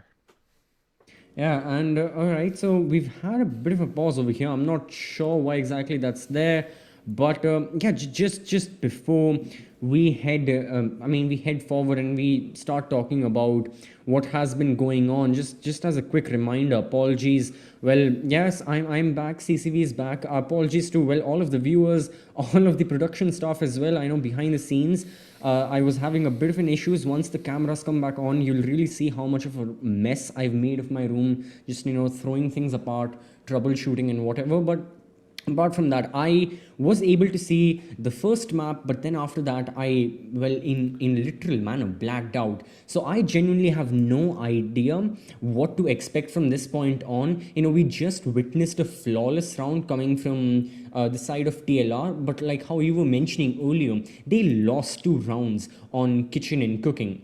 Sorry, kitchen and service. Oh wait, no, kitchen and service is coastline. This was kitchen and cooking. So, never mind. Alright, so I think that, yeah, again, it's that uncertainty of this matchup, to be honest, that I genuinely don't know what to expect. This is something both of us have been talking about in the pre-show. We were talking about this on Villa, and on Cafe this is brought up as well. So I think going forward, I just want to hear, you know, your thoughts. Like I've said, it's very uncertain, but what are your thoughts heading into the second half as to which exact team is maybe going to win this match, or maybe there'll be a draw? Well, on the side of Villa, or at least on the map Villa, we did see that Aquatic had a lot of good gunning skills on the attacking side. They overwhelmed TLR, but something that really they could not do this time. Maybe the speed was key, but I'm interested to see what TLR can bring on the attacking side. What we did see on the attacking side from TLR on Villa was very swift map control. If they can bring that back here, plus taking care of their drone economy, something that they did very, very poorly in the last map, I think TLR could very well go into this attacking half very, very strong. I'm interested to see maybe that Aqualix, sorry, have some tricks up their sleeve. Maybe they have an interesting hold like TLR did on Villa. But that seems very, very unlikely, as we are seeing quite a default bar and cocktail hold. You know, yeah, you really hit the nail on the head there with all the points you're talking about, especially about TLR and their struggles in their attack. You know, my major point was also going to be the drone economy, because that was the crux of the entire situation that TLR was struggling with early on in their attack. Sure, they did win 4 out of the 6 attack rounds back in Villa, but still, you know, the rounds that they lost, it was just it wasn't too good. Although this is a much better look for them. I'm not sure whether they had a drone on red stairs watching where Suspended was playing from. Even if they didn't, I mean, Suspended, that was just a that was just a weird angle for him. Such an open angle. What at best that would have been a 1-for-1 trade. There was no way he was coming out of that alive. But you know what? Apart from that, we move on forward. The first kill has happened. TLR have the man advantage. Now another point that you noticed and you talked about is we have to notice the map control and the speed at which they get control of Cigar. That's going to be the main room everyone will have their eyes on, and only from then on, from that point forward, will we see how quickly will TLR execute. But it looks like execution is very far away. They have hurdles in front of them. They have Super Sloth on the Jaeger. What an absolutely perfect shot down to the pixel onto the head of K5. The entry fragger of the Ash is now off the board, and that's some firepower you're gonna miss, especially if you're TLR. As you have highlighted before, this also cost them the drone economy. Only PRGN still has drones. He has 2 drones in his pocket. But gonna see how he's gonna put those to use as he's going to start pushing into the site, but you'll yet to no avail. C4 from below from Skivian is going to get PRGN though, and that's your Zofia off the board. Let's see if the ace can get the heart breaching going. He can't, as the Jaeger ADS is going to take those, pick them right off the sky. Bruno finds one, and we're going to see 1 minute remaining. Can Aqualix come back from this? Right, so Aqualix, they have been pushed towards the backline of the defense.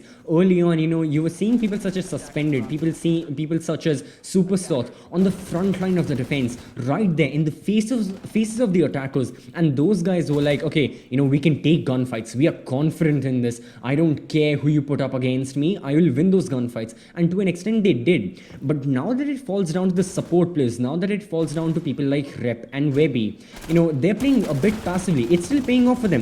I'm not saying it isn't. You know, a nice skill coming from Skyvan, and Bruno along with Oculus find themselves in a very, very difficult spot with 15 seconds remaining. The only question is, the support players have to shine right now, and it looks like they don't have much opportunity to do that, because only now the plant is going down. Rep has fallen off the board, and it might be that the round could have fallen off the board for Aqualix as well, purely because it's a retake situation. Oculus, he'll take those 2 seconds to plant the diffuser, and then he can fall back. He can play the after plant if he wants. It's a direct gunfight. He has the higher ping, the higher HP.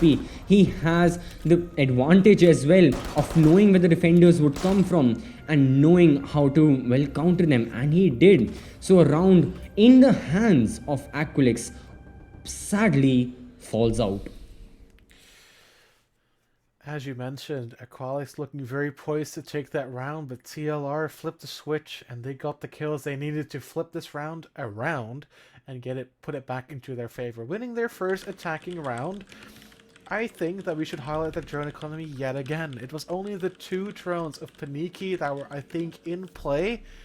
I do not know where they were located, but if this continues to be a trend, you might see this be quite a big fault in the side of TLR.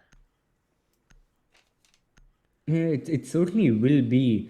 And okay, I just, for the first time, I've had a look at the operator bans and Glass and Kafkan. What's the thinking behind that? I'm not sure. Okay, it's Finca all over again, I guess. But I don't know what's going on. Yeah, Aqualix. That was Aqualix who banned them, right? If I'm not wrong. Yep, Yes, I think it was. Same yeah, of course it was. Exactly. But yeah, even apart from those bans, I'm not. I mean, first of all, I think instead of just pure trolling, I don't think they are sure what to ban. There's no real theory behind this. I cannot put logic to their madness or whatever Aqualix are thinking with the operator bans right now. But I guess it's a little too late for that. Round 8, and only now am I talking about the operator bans. The time has passed for that. Now we talk about the operators that have been selected on the sides, and for now it's again very similar. Panicky once again on the Zofia.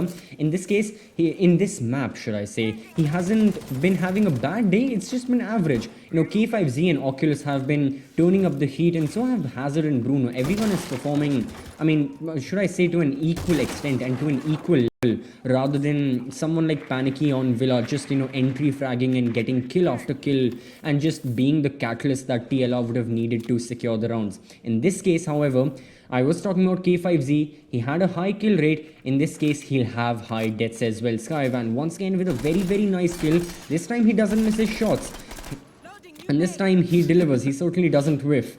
So I'd say that Aqualix have once again gone off to a very good start. They have the man advantage, unlike the previous round. Only question is, can they delay the attack further? Can they delay the inevitable execute? Because the one thing TLR are very good at is map control. If somehow Aqualix can deny that, well, I certainly think that they can deny more profitable outcomes for the side of TLR later on in the round.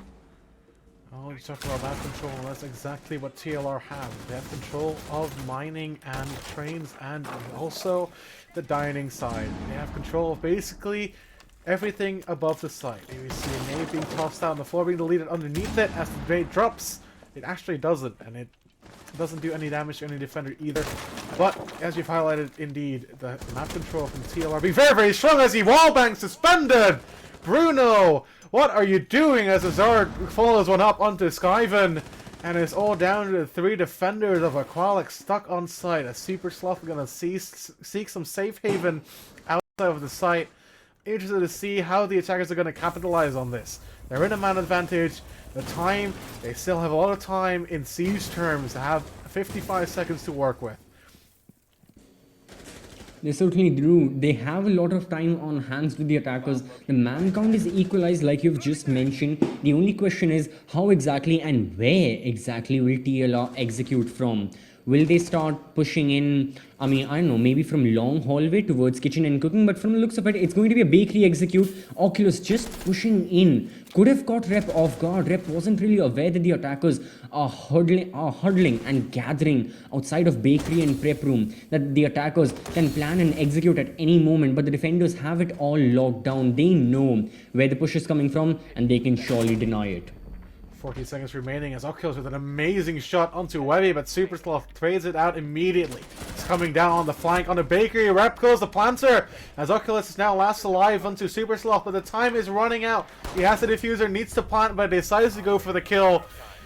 It was a smart decision, but he was looking the wrong way. The Jaeger of Super Sloth was still in bakery, but he decided to walk towards kitchen double door.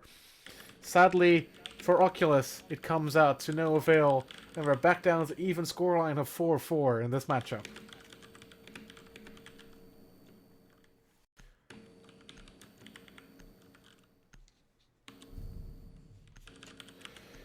We are now seeing that TLR are going to be looking to win even more attack rounds. They're 4-4 in, but what does this do towards the standings? Yeah, that is the biggest storyline. Yeah. If we can just take a quick look, if you want to highlight the standings and what this all means for respective teams, losing the rounds that they should win. 4-4, not really any round differential being built up here for either team. Yeah, and that's actually another very good point that you bring up. Because for now, the favorites into winning this game are surely TLR into the entire best of 2. They won the first map of Villa, and now even though they are going through some struggles, I think the community vote and the staff vote both of them were in favor of TLR winning, and I think for good reason as well. If you look at the standings, TLR, as we mentioned multiple times, currently on spot number 3 in Contenders Division. Meanwhile, Aqualix lagging behind on spot 6. However, with that being said, 2 wins will grant you 6 points sure, and 14, the current points of TLR, 14 plus 6 is going to grant you a total of 20. But will that 20 will those 20 points be enough to compete with the 20 points of Rocket Gaming? Because at the end of the day, all of it is going to come down to the rounds difference. Sure, this may not be the final match of the group division. You know, even after this, there are about 3 total best of 2s each team will play in the contenders, but still round difference is going to play a major factor. And with both of these games coming in so close, the first one being a 7-5 win, and the second one, well, we still don't know how it's going to end. Maybe a draw, maybe a 7-5.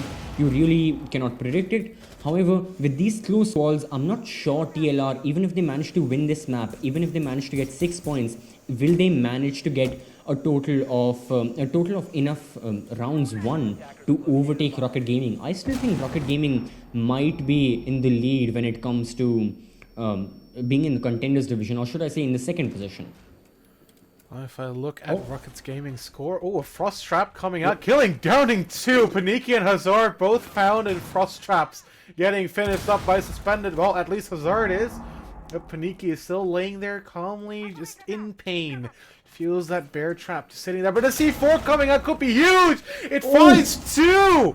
Oculus and Paniki off the board. It's down to K5 and Bruno. Oh, what has just happened? The Frost coming in big.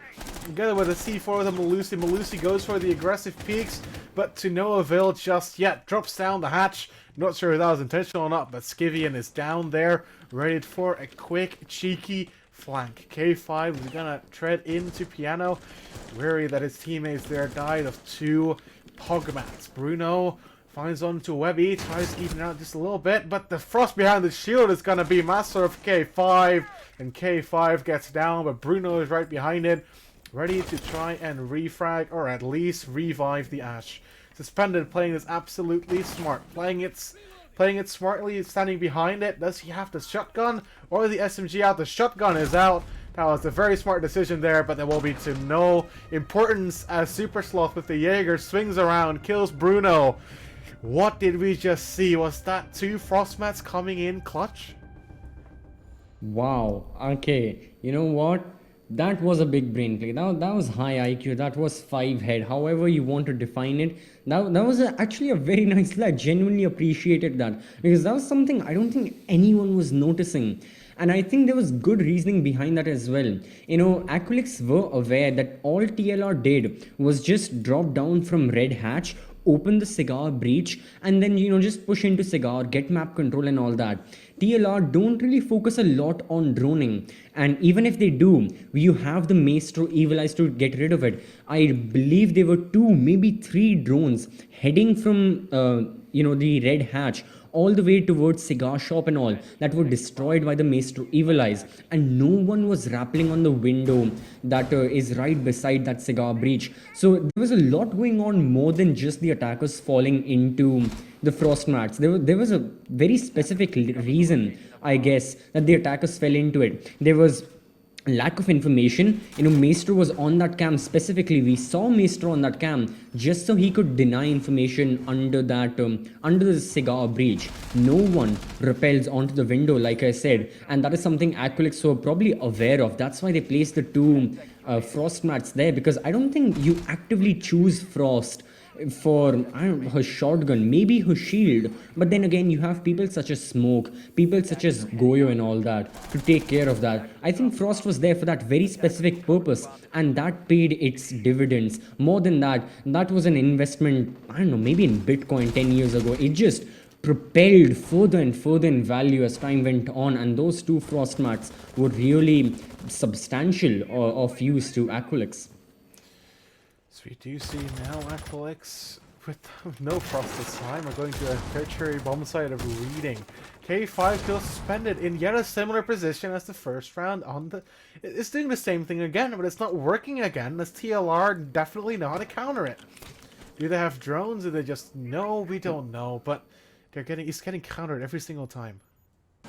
I mean, the chat suggests that there was something else, but you know what? Never mind. It's still a first kill, an initial kill in favor of TLR. That's what we have to focus on over here. Quick with the map control as they always are.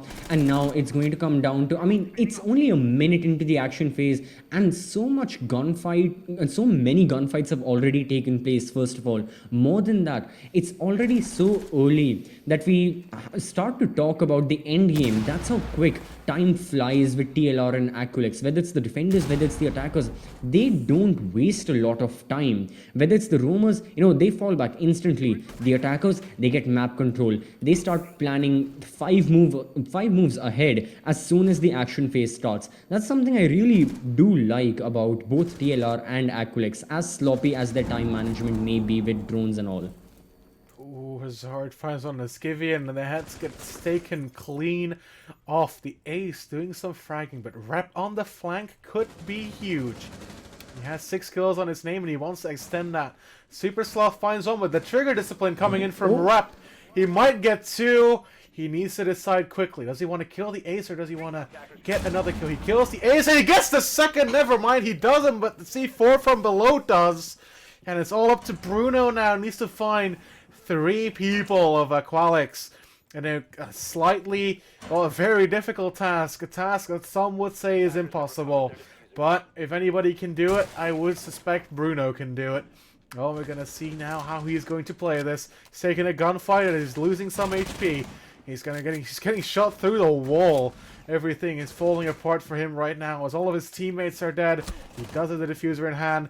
The Valkyrie, he spots the Valkyrie but cannot finish the kill. The Valkyrie loses a lot of HP but not enough to get killed. And Rep now finishes it off as Bruno gets found. That's round number 10 going into Aqualix's favor and putting them with 1 point in the bag.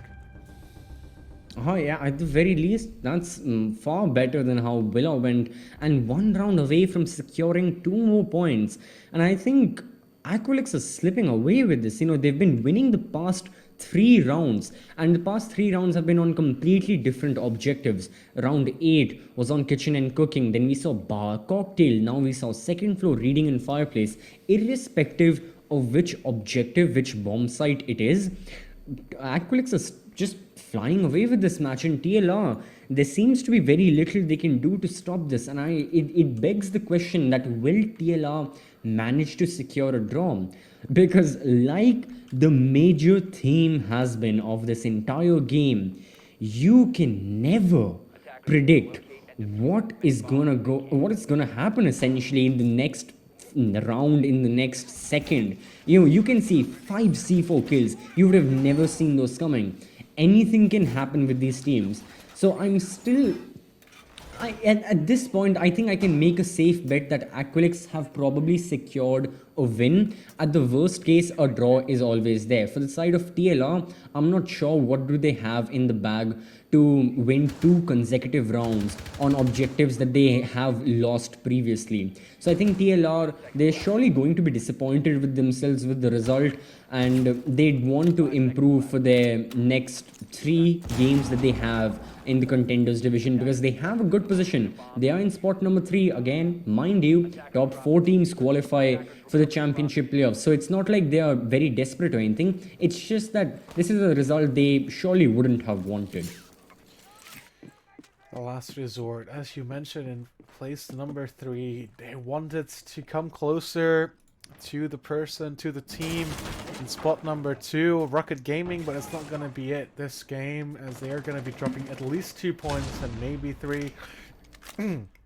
C4 coming out from Skyven doesn't hit anything, but the bullets are suspended, hit the head of Paniki, and TLR are already at a man disadvantage.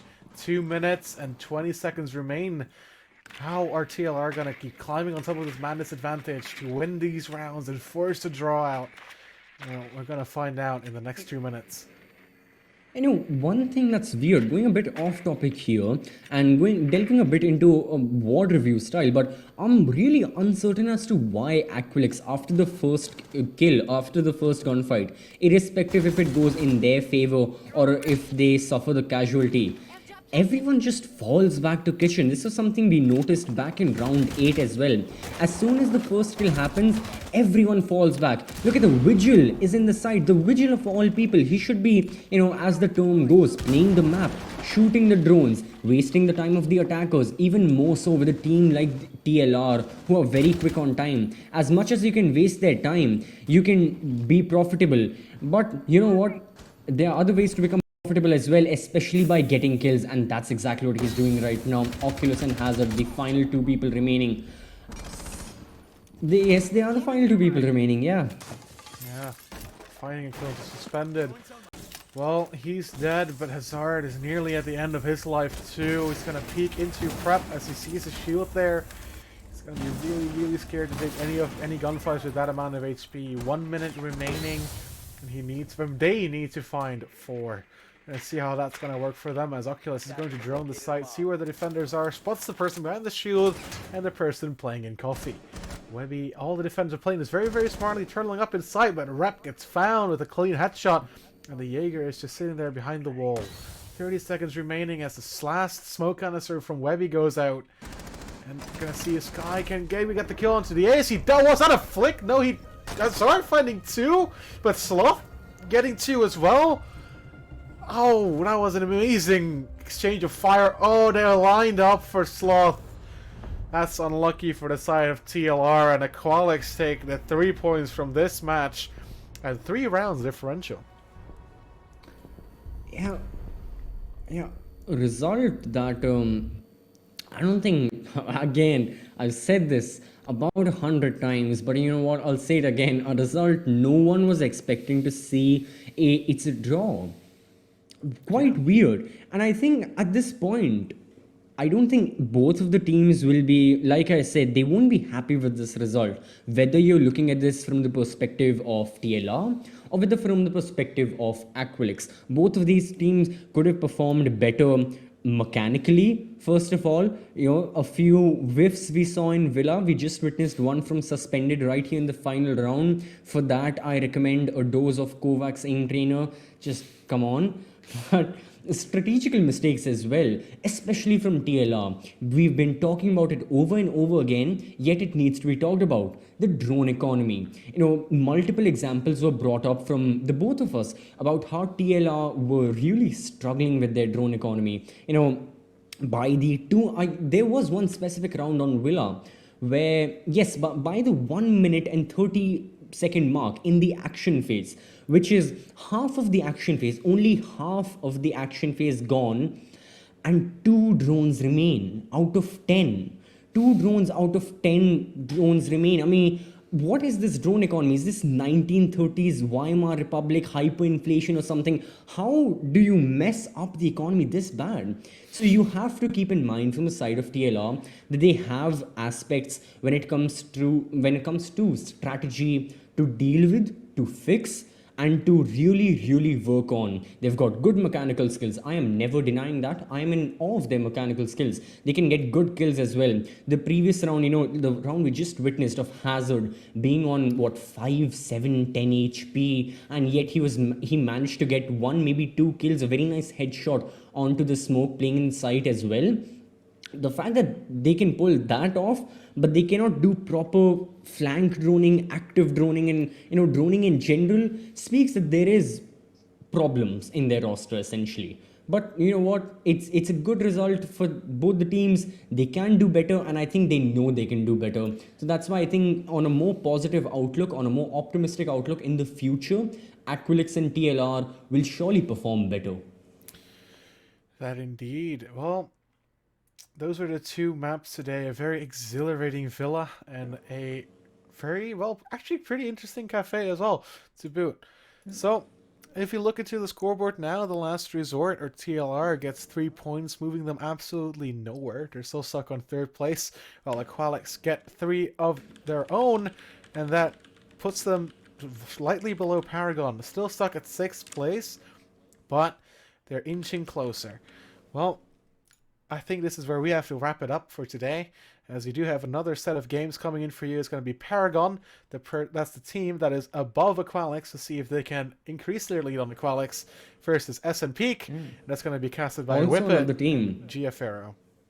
Of course, yes. And just finally, before we go, again, if you were looking at the story of Aqualix, the teams above them are Paragon and SNPEEK. So regardless of which team wins those two maps, Aqualix are in a bit of a tough spot, aren't they? Because one of the other teams is going to take that number 4 spot. They will secure it. So Aqualix, their journey from this point on, it gets tougher. But you know what? We'll be back on a more positive outlook. We'll be back, like you just said, we'll be back. It's going to be Whippet and Giraffe. They'll be back and they'll bring the second game. Till then, stay tuned, keep watching.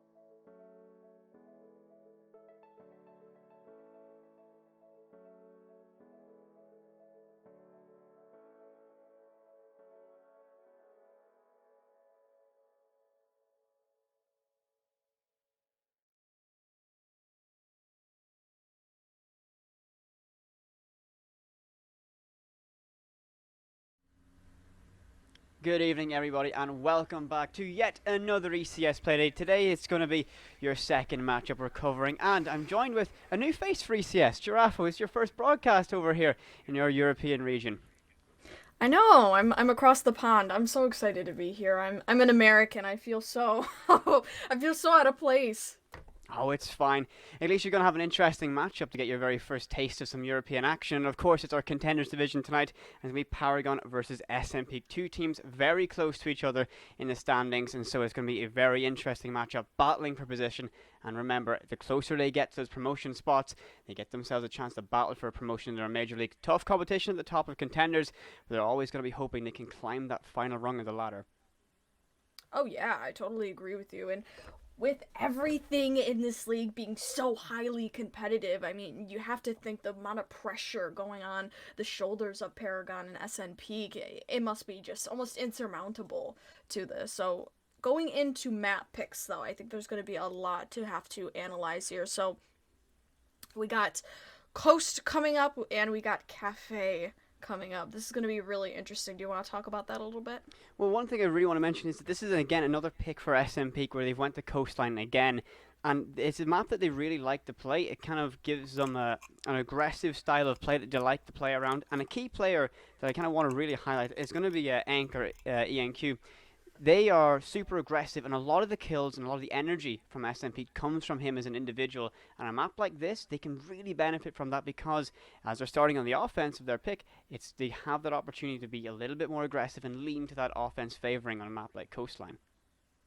Oh yeah, and with Coast being such a very symmetrical map layout, it doesn't leave a whole lot of room for surprises on part of the defense. So it really does play into the hands of the aggressive play, with the attack being that, I mean, there isn't really a lot of ways that you can take it strategically. It all is on aggressive and mechanical play, and if SNP can pull through, if they can have a lot of those aggressive plays and win out their firefights round after round after round, they may very well have Coastline in the bag moving on to Cafe. But Cafe, it's also going to be interesting because you say that SNPEEK, they're a very aggressive mechanical team. Well, Cafe isn't anything like that. It plays a lot off of the strategy of the map, and it plays a lot off of improv. So SNPEEK is going to have to pull through having this team chemistry about them, and they're also going to have to work a lot on pacing. But however, I believe they're on defense for, being that it is PRGN's pick, I believe SNPEEK is on defense for Cafe, if I'm correct. Yes, So, yes, so that's going to at least leave them a little bit of room to adapt to PRGN on their defense rounds before they move on to their attack.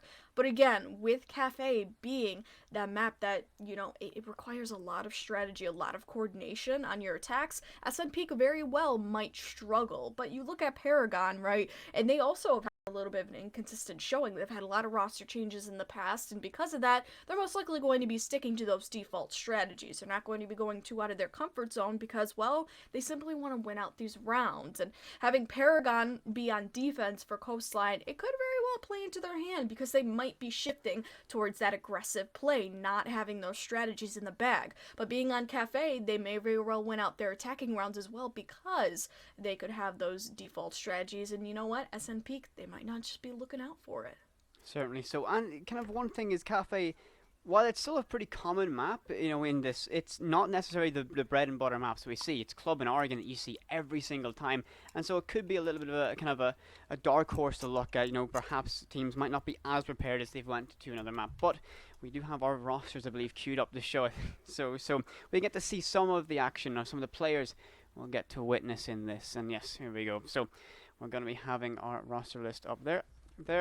So PRGN, a roster of names you should all recognize. Bill, Milo, Kaz, and Riley. I believe we have a sub stepping in as well, so we'll see that once we get into the lobby. And Mono, Ink, Tonic, Nixu, and these names when it's more than like 5 and it's I'm gonna try and Trickaluda? Trick? I'm gonna go with Trick because that's the first 4 letters. Yeah, that's Trick. an easy way to break. It's easier for us when we break it down, especially if he makes a play instead of trying to go for all those extra syllables. Trick is what you're going to be dubbed as for the rest of this, or whatever operator you're playing, either or. But strong listings from both teams. You're going to be seeing that Ank there leading the charge, not necessarily though on the operators you'd imagine. One of the most active guns on the team would be. Buck and Maestro leading the charge for him. So interesting. One thing I like to kind of reference though is that Buck was the operator choice for Rampy during his last SI, where he was one of the most proficient players in terms of kills. And Maestro, of course, always a valid tool to have with that all day 81 bullets of pain. You can cause absolute chaos. Oh yeah, so I mean, on the part of SNPEEK, we're definitely going to be looking towards ENQ. He's going to be the guy to watch in this game, most likely solidifying himself as an MVP, trying to get kills in the round, and gaining great success, especially on the map of Coastline, where mechanical play is so highly favored, and frag heavy metas, well, they're going to be something to look forward to. So hopefully we'll be getting into Coastline very soon here, as, you know, we've kind of been wrapping up the map picks and looking at these rosters specifically, and I'm not gonna lie to you, Whippet, I'm pretty excited getting to Paragon and SNPEEK. So am I, and with teams so close to each other in the standings and being a powder keg or map up first, this is going to be a fantastic one.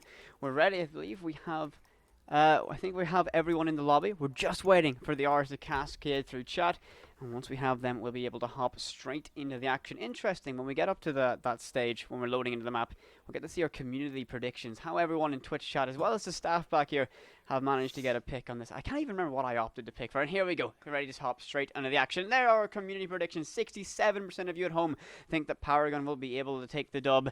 And while in our staff predictions, a different story. SNPEEK are the favourites to go in, and no one in the staff team opting for a draw decision at all. Interesting, certainly, but we move into our ban phases here on Coastline. It's actually really interesting to see how the staff is a little bit different in the way that they're taking their picks and their predictions versus how the community is taking it, right? It's completely different. You know, the community thinks Paragon's gonna win, and then staff think SNPEEK is gonna win. And coming from it, I mean, the staff, I guess you could say, knows SNPEEK a little bit more personally, so I guess I would have to beg the question, obviously after the operator ban round, who is more valid in their opinion. But looking at these operator bans, we're going to be seeing Habana and Ace being banned out. Nothing too out of the ordinary because of the fact that this is Coastline. We might be seeing a little bit of different bans outside of the normal Thatcher Mira ban. We've got Valkyrie coming off the board as well, and it is interesting that you do see the hard breachers being banned out of everything, because normally, you know, in that frag heavy meta, you would turn towards utility operators to want to ban out. But I think it's honestly so refreshing in a way to have these newer, more interesting bands that could actually come to life. Having Habana, having Ace out, they're very range hard breachers, meaning that that main wall off of Hookah coming from the Skylight may not be able to get breached out all too easily, and then the defense will have an easier time being able to pick off the players repelling in the case that they need to open up that wall. But Mira, she's going to be elected to be our last ban. Pretty universal ban, I'd have to say, and yet we're going to be keeping on the Malusi, the Wamai, and most importantly, the Thatcher on the board. Yes, it's super interesting to see a Thatcher in play. It's a shame it's a map like Coastline where he's not going to have the broadest of impacts. But you were mentioning about the Odyssey, both the Habana and Ace. On a map like Coastline, hard breach is not the priority in many strategies and many attacking plans, and to see such a focus in the ban phase to get rid of that hard breach is intriguing. Perhaps both teams have seen something that they want to completely get rid of from their opposition, so those bans were integral to doing so. But we'll have to wait to find out if that's going to be the case. As Hookah Lounge will be our very first side of the evening, and we're looking at this, and we're going to get to see a 0, something that we don't get to see a whole lot of. Interesting, and that Thatcher is going to actually get picked up there by Yogzer. I always love seeing Zero played. I'm not gonna lie to you, Whippet. I love seeing Zero played because he brings the utility to the table, right? He's got the hard breach charge, he's got his drones, he's got those Argus launchers that not only can provide the intel for the attack, but they can also be able to take out the defender utility, which is huge. I mean, virtually all operators, excluding Vigil, have something that the Argus launchers can work against, and frankly, I mean, I feel as though these Argus launchers, they're definitely going to be used in the favor of SNPEEK. And I mean, even the intel of the Argus launchers could spot out that Vigil. So virtually, he'll have an effect on every single operator for Paragon. It is an interesting choice to opt for those cameras, that Argus launcher. Again, great for flank watch, but to get rid of, they don't have a Gridlock or a Nomad to completely lock down rotation, restrict that movement from the defense. So an interesting decision. We could see that reverted as these rounds play out, depending on what PRGN start. And Enk is going to be starting us off very quickly, as Dilly's going to be instantly shut down. And we mentioned that this man wielding Zofia is going to be the key player, one to watch, and he's going to be able to start off early. As Taps trying to keep his way, battling and dueling by this white window, but already losing one teammate and ally here. He might want to be a little bit cautious, retreating into theater, but now faced with a puzzle of trying to solve. Players dropping in the bathroom, and he might get cornered here. Very well might. I mean, you got Taps. He'll be moving up, trying to figure out where those final attackers are. He'll pick up one. That's the headshot for Nyx. And now you got one player that's sitting in the bathroom. Unfortunately, he will not even be explored by the player of Taps. And now the pinch hopefully will occur as we see there's players in a VIP, there's a player watching the white stairs. Oh no, and it's gonna be the vigil going down, unfortunately, to Sebson. I'm not quite sure how to pronounce that, but regardless, Zero being able to take out Taps, it's a huge move for the attack, but yet damage has still been done. You still have a player, the Ash, being taken away from SNPEEK's roster of this round. Bailey tossing on a C4 there to no avail, not finding any damage, so that position down below isn't going to be too valuable. The Malusi coming back upstairs and playing by Vase, top of Cool Vibe, to try and fill up and reinforce this hold on the site. Time's ticking away and the advantage is in favor of the offense right now, so SNPEEK just need to pounce correctly. Sebson has on low HP from that encounter earlier, can't be the tip of the spear. They still have the NQ here, and that's going to be a great frag grenade tossed out. And that's going to be Diana getting a kill on the Kraz. That's going to reduce PRGN even more. Now 2 members scratch that, make it 1. Bailey gets aggressive and jumps out, but position compromised, and that's giving up control of the site. There's very limited ways to get back onto the objective, so every gun trained onto every possible way back up. Perhaps the Musi might be able to creep up. The Zero is going to make this a little bit of a contest, but the low HP is going to be there. Doesn't matter. The F2000 sings sweet. That's going to be Sebson claiming the final kill on the Bailey, and the opening round in favor of our offense. And I mean, like we've been noting, the frag heavy play comes through. I mean, winning out those firefights at the beginning of the round, and Q being able to get the first frag on Jaeger, setting the pace of the round. I really liked how there was still a layer of strategy, you know. You could tell where SNPEEK was trying to go, you could tell what they were trying to do, and it worked successfully for them because it was backed up with that frag potential from each individual player. I like how every player has their own little ability or effect on the round that really shows up throughout the minutes occurring, and frankly, I mean, PRGN, they weren't able to keep up with that. There was way too damage off of the roster. I mean, there was individual frags going out that were singling off the defense players. Maybe a little bit of misposition on their part. You saw that Taps, he was able to get one, but again, damage still done. You still had the Jaeger off the board. He wasn't able to make any effect on the round, not able to get any frags. So eventually, you know, even though it was a 1-for-1 trade, I feel as though Taps, his death was almost in vain.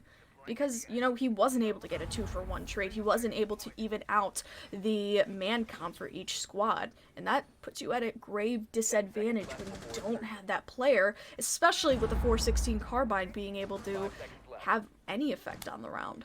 I really like this from Milo, though, playing down below on that pulse. The amount of information his cardiac sensor can relay, and it provides the tool to be a little bit more accurate when it comes to tossing out those C4. So this could be a very good change and adaptation from PRGN, but will it be spotted out by SNPEEK?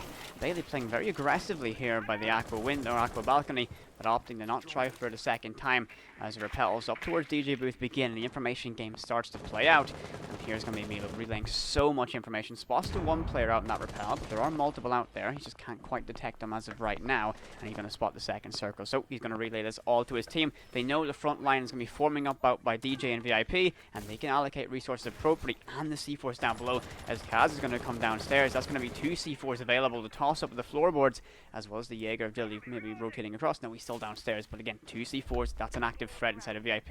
Gotta be worried.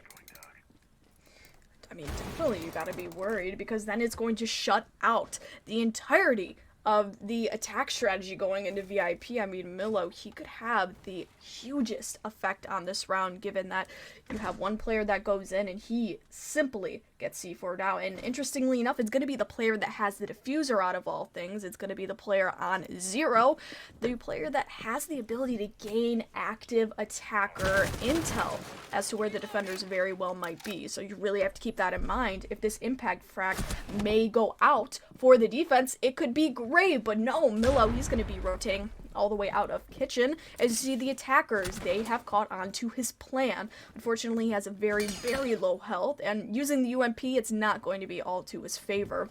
So he rotates on out, tries to go back up cool vibes, and he'll have to try another time, another day at getting this intel out. But now Jaeger, he'll be trying his hand on the side of kitchen, throwing out all of those bullets, but you see Milo, who'll be picking up one. That's going to be NQ off of the board. A huge presence of frag potential for the team of SNPEEK. I'm going way too quickly here. But yeah, NQ, and you got Jog? I'm gonna say Jog down. Well, you have Dilly, he goes down just as well. Actually, no, he gets a kill just as well. So Nyx, that man is going to be going down. The player of Ash, unfortunately, in the defense, is winning these out. You got Tonic, he's the last player up on the board, but no, the C4 does end up coming through all the way at the end. You got Milo, he throws it up and gets the frag all the way from Sunrise.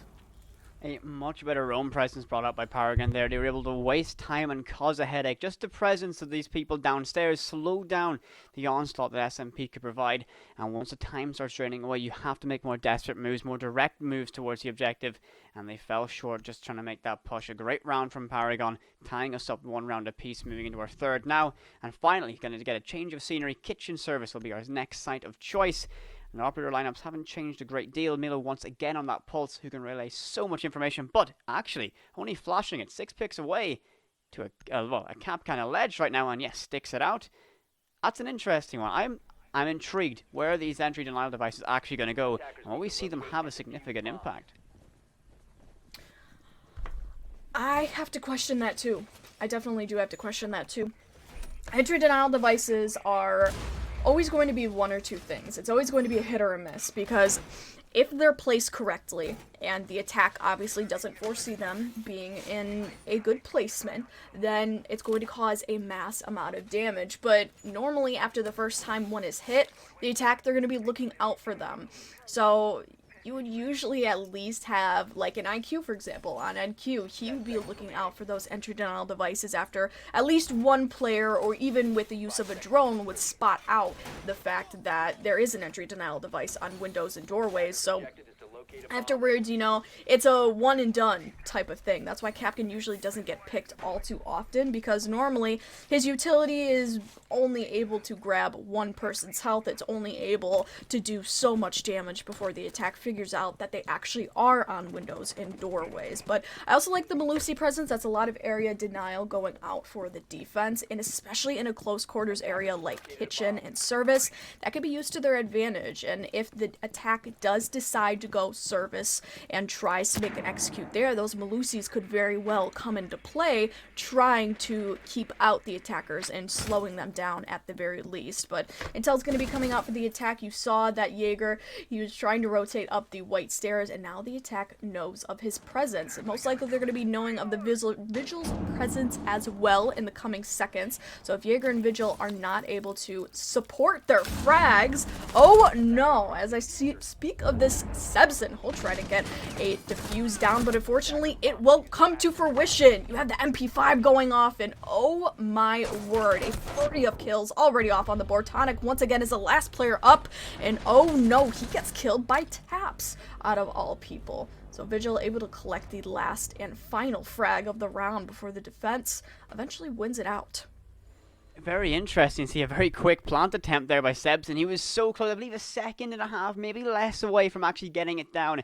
We could have seen a completely different landscape, but a 5v5 plant is a rarity and even harder to pull off. And I think the defense there, PRGN, were just clued in at the right moment. They could have had an extra bit of information, a sound cue from a Banshee or something. They were able to just get their eyes trained on service in quick enough timing.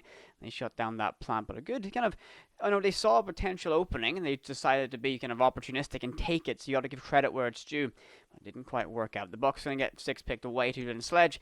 And Milo yet again going for an interesting pick. It was a Frost, but quickly switches it back to that Capcan.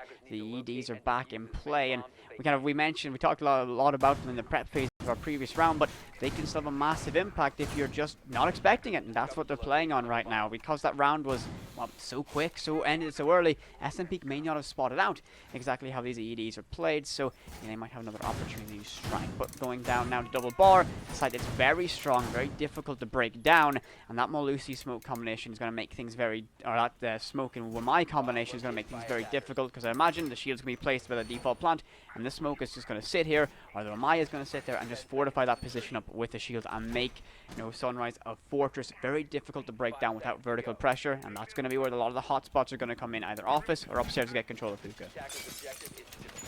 Yeah, I mean, vertical play could come to be an insurmountable force from SNPEEK in the case that they utilize it to its fullest ability. You have Seb, or Seb's, I'm not still sure how to pronounce his name, but the Sledge, we'll call it the Sledge. He has that unique ability to essentially excavate the floor and get a lot of good peeks, a lot of good angles, looking into the objective, looking into the surrounding areas that may come to be a huge force in winning out the round for SNPEEK. So we really do have to keep that in mind. As you see, frag grenades, they'll be thrown out in an attempt to take away the utility of the round, but oh no, we got Thatcher going off the board already from what it appeared to be a very nicely placed pre-fire coming from Milo, so he gets the kill off of that one. And you only have now a 4-on-5, so big player disadvantage with those EMPs going down just as well. Yeah, no, they can't rely on just a blanket blast of those EMPs to get away some utility. Dilly looking for a fight inside of Hookah is going to find Sebs and lights him up, and through the wall confirms the kill. And that's going to whittle down SNPEEK even further now in a 5v3. Control whittling down. We see all these orange silhouettes trying to converge in this position, trying to force Dilly out of billiards. Milo's going to get another one, and Dilly's going to double up as well. Anka's going to be the last man standing against against 5, made it 4, but Dilly's there to get his third in the round. And yet again, PRGN very snappy in this round, very quick with their aggressive plays. They were able to close this out in style. That's going to be giving them yet another round, creeping forward, and the advantage is with them.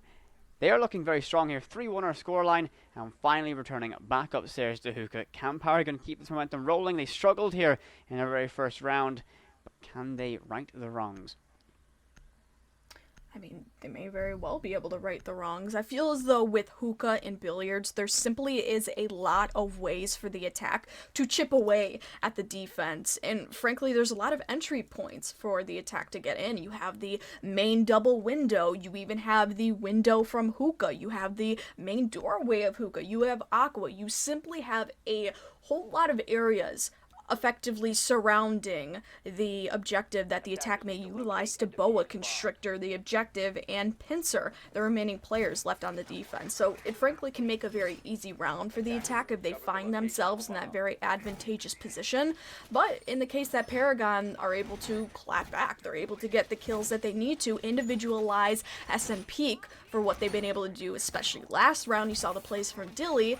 They very well might be able to capture the round and prevent that advantageous positioning from SNPEEK to be utilized and to come out for them. But I think, again, SNPEEK's hugest problem here is the fact that they can be individualized. It's almost like they're not playing together in some aspects, and when they diverge, when they move away from each other and they don't get into those spots where refragability can be used, then it allows the defense, their individual players, to use their mechanical ability to their best effect, and then they're able to get those kills. They're able to shut down the attacking presence, and that's not something you want to find yourself in. It allows a lot of collateral frags that SNPEEK shouldn't have allowed themselves to be fragged out for. Seeing these early peaks by Milo, though, showing that PRGN have found perhaps their stride. A little bit of confidence exuding from them now, trying to take some early encounters. Bailey stepping up and brawling by the main Lambo door.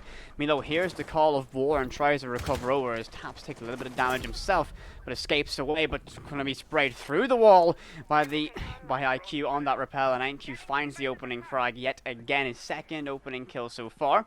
And that's going to be whittling down at PRGN by a single player now in a 5v4 in favor of SNPEEK. Good control, guys. gathered right now. All they have to do is play the refrag game, and they can ultimately find themselves tying everything up. But the secondary hard breach is tossed off, and that will be going to be in the hands of Sebson. Rare to see what I tend to dub as the can opener. Other casters such as Tudor wrongfully call it the trampoline. I'm going to die on this hill. You know, it's become a bit of an ECS thing where I can't let Tudor get a single comment about it being called a trampoline. But it is a can opener, and he's going to use it to great effect. Open this up this VIP wall, gives a long line of sight, applies pressure inside of Billiards, so that can be useful to hold down a position. But Dilly's fired back, and that's going to be the aforementioned Zero losing his life. No more utility available for him, no more Argus cameras can be launched out. We saw the one by White Stairs, but how much use will that be now? As this hole's going to act two ways, and Jaeger can try and hold on anyone who wants to dare to enter VIP. I mean, you're right, though. Malusi, she does have a C4 in hand, so she could utilize that to the best ability, get a frag out, and almost equalize, or rather put a bigger deficit of players on hand for this round for PRGN and SNPEEK. But unfortunately, it's still a 3-on-4. I mean, SNPEEK, they're going to have to pull together this round and I guess try to work together, try to get to the objective and make a meaningful execute happen. You see one player is going to be moving down the luggage exit, and oh no, C4 finally coming about. Milo will get the frag, he will get the kill from below using the pulse, intel, and C4 combination. We love to see it, but Kaz will be taking quite a lot of damage coming in with that head peak. Tonic, once again, is the last player left alive. I feel like Tonic, he just has that ability. he just knows how to survive to the end of the round, and I mean, going 4-4, not exactly a bad position that he's in. He's able to get frags at the very least, and he's able to have a meaningful impact on the round as he picks up one all the way through the bullet hole on the floor. Such great frag potential from him, but Kaz, he'll eventually shut that one down coming from the rotate as Tonic attempts to peek, but he will indeed have the better reaction time, and he gets that one, finishes off the round for the defense, securing yet another one in this matchup. This is... PRGN are playing absolutely fantastic as a 5-man unit right now. SNPEEK, as you were mentioning earlier, are playing very individually, and it just seems that they aren't there to collect the refrags, the trades when needed, and PRGN have been taking full advantage of that. Dilly has really stepped up and been causing so much damage to the offense, not necessarily on deep roams where you'd expect your Jaeger to be, but he's popping up in the perfect positions to capitalize on the, you know, perhaps poor movement or the timing. He's just there, he's always where he needs to be, in that pocket to cause some damage, and he's been really capitalizing on that, and his team has been thanking him for it. But Milo, once again, on a little bit of an alternate pick, something that you might not see every day, it's going to be a Frost. While that 9mm SMG is certainly not something to scoff at, now it has the 1.5 slow rate of fire, yes, but stable, and always can put down a bit of a suppression, field of suppression down. It's because of that slow rate of fire, that magazine can last an awful long time. And if you're not expecting it, those Frost mats can certainly hurt your soul if you take a single misstep. I totally agree with you on that. Frost can be a very powerful operator, and recently she has, having the 1.5 scope being added onto her gun. But transitioning, I have to ask you, and especially looking at the scoreline, we have to take into account the scoreline. SNPEEK and PRGN, we're on the 6th round. PRGN is about to go on their attacks, and from this lineup, from this specific matchup, PRGN Esports and SNPEEK, gotta ask, do you think that Coastline, looking at these rosters, looking at this performance, is more attack-sided or more defense-sided? That's a tricky one. In our current matchup right now, certainly it's pretty easy to look at the numbers and go it's defense-sided. PRGN have just been putting in a great performance. Historically, it's weighted towards the offense, and I think going on to the second half of this, I think it's going to continue to be defense-favored. SNPEEK with that individual style is going to really work well with some roam presence. You know, NQ is just going to be able to send it off if he opts to roam, if he's not going to be on that Maestro. We've seen him covered for so long in this league. But if they're given that freedom to be so flexible on the defense, SNPEEK can cause some damage as well. So we're in store for a defense-favored Coastline, perhaps, or if PRGN could just be super clued in and absolutely smash on their offense. Remember, this is SNPEEK's map pick as well, so a little bit concerning moving into the rest of the series, as Cafe is going to be in the back pocket of PRGN, but that's going to be the Vigil inside of Theater there. Tap's waiting. The drones are going to apply some pressure. He's now been compromised, but has the reinforced wall to hide behind. but absolutely fantastic wall buying, but instantly traded off once again. Dilly pops up at the perfect moment, a trade on the Sebson. That's your sledge gone, that's your verticality gone, and that's a frag grenade loss as well.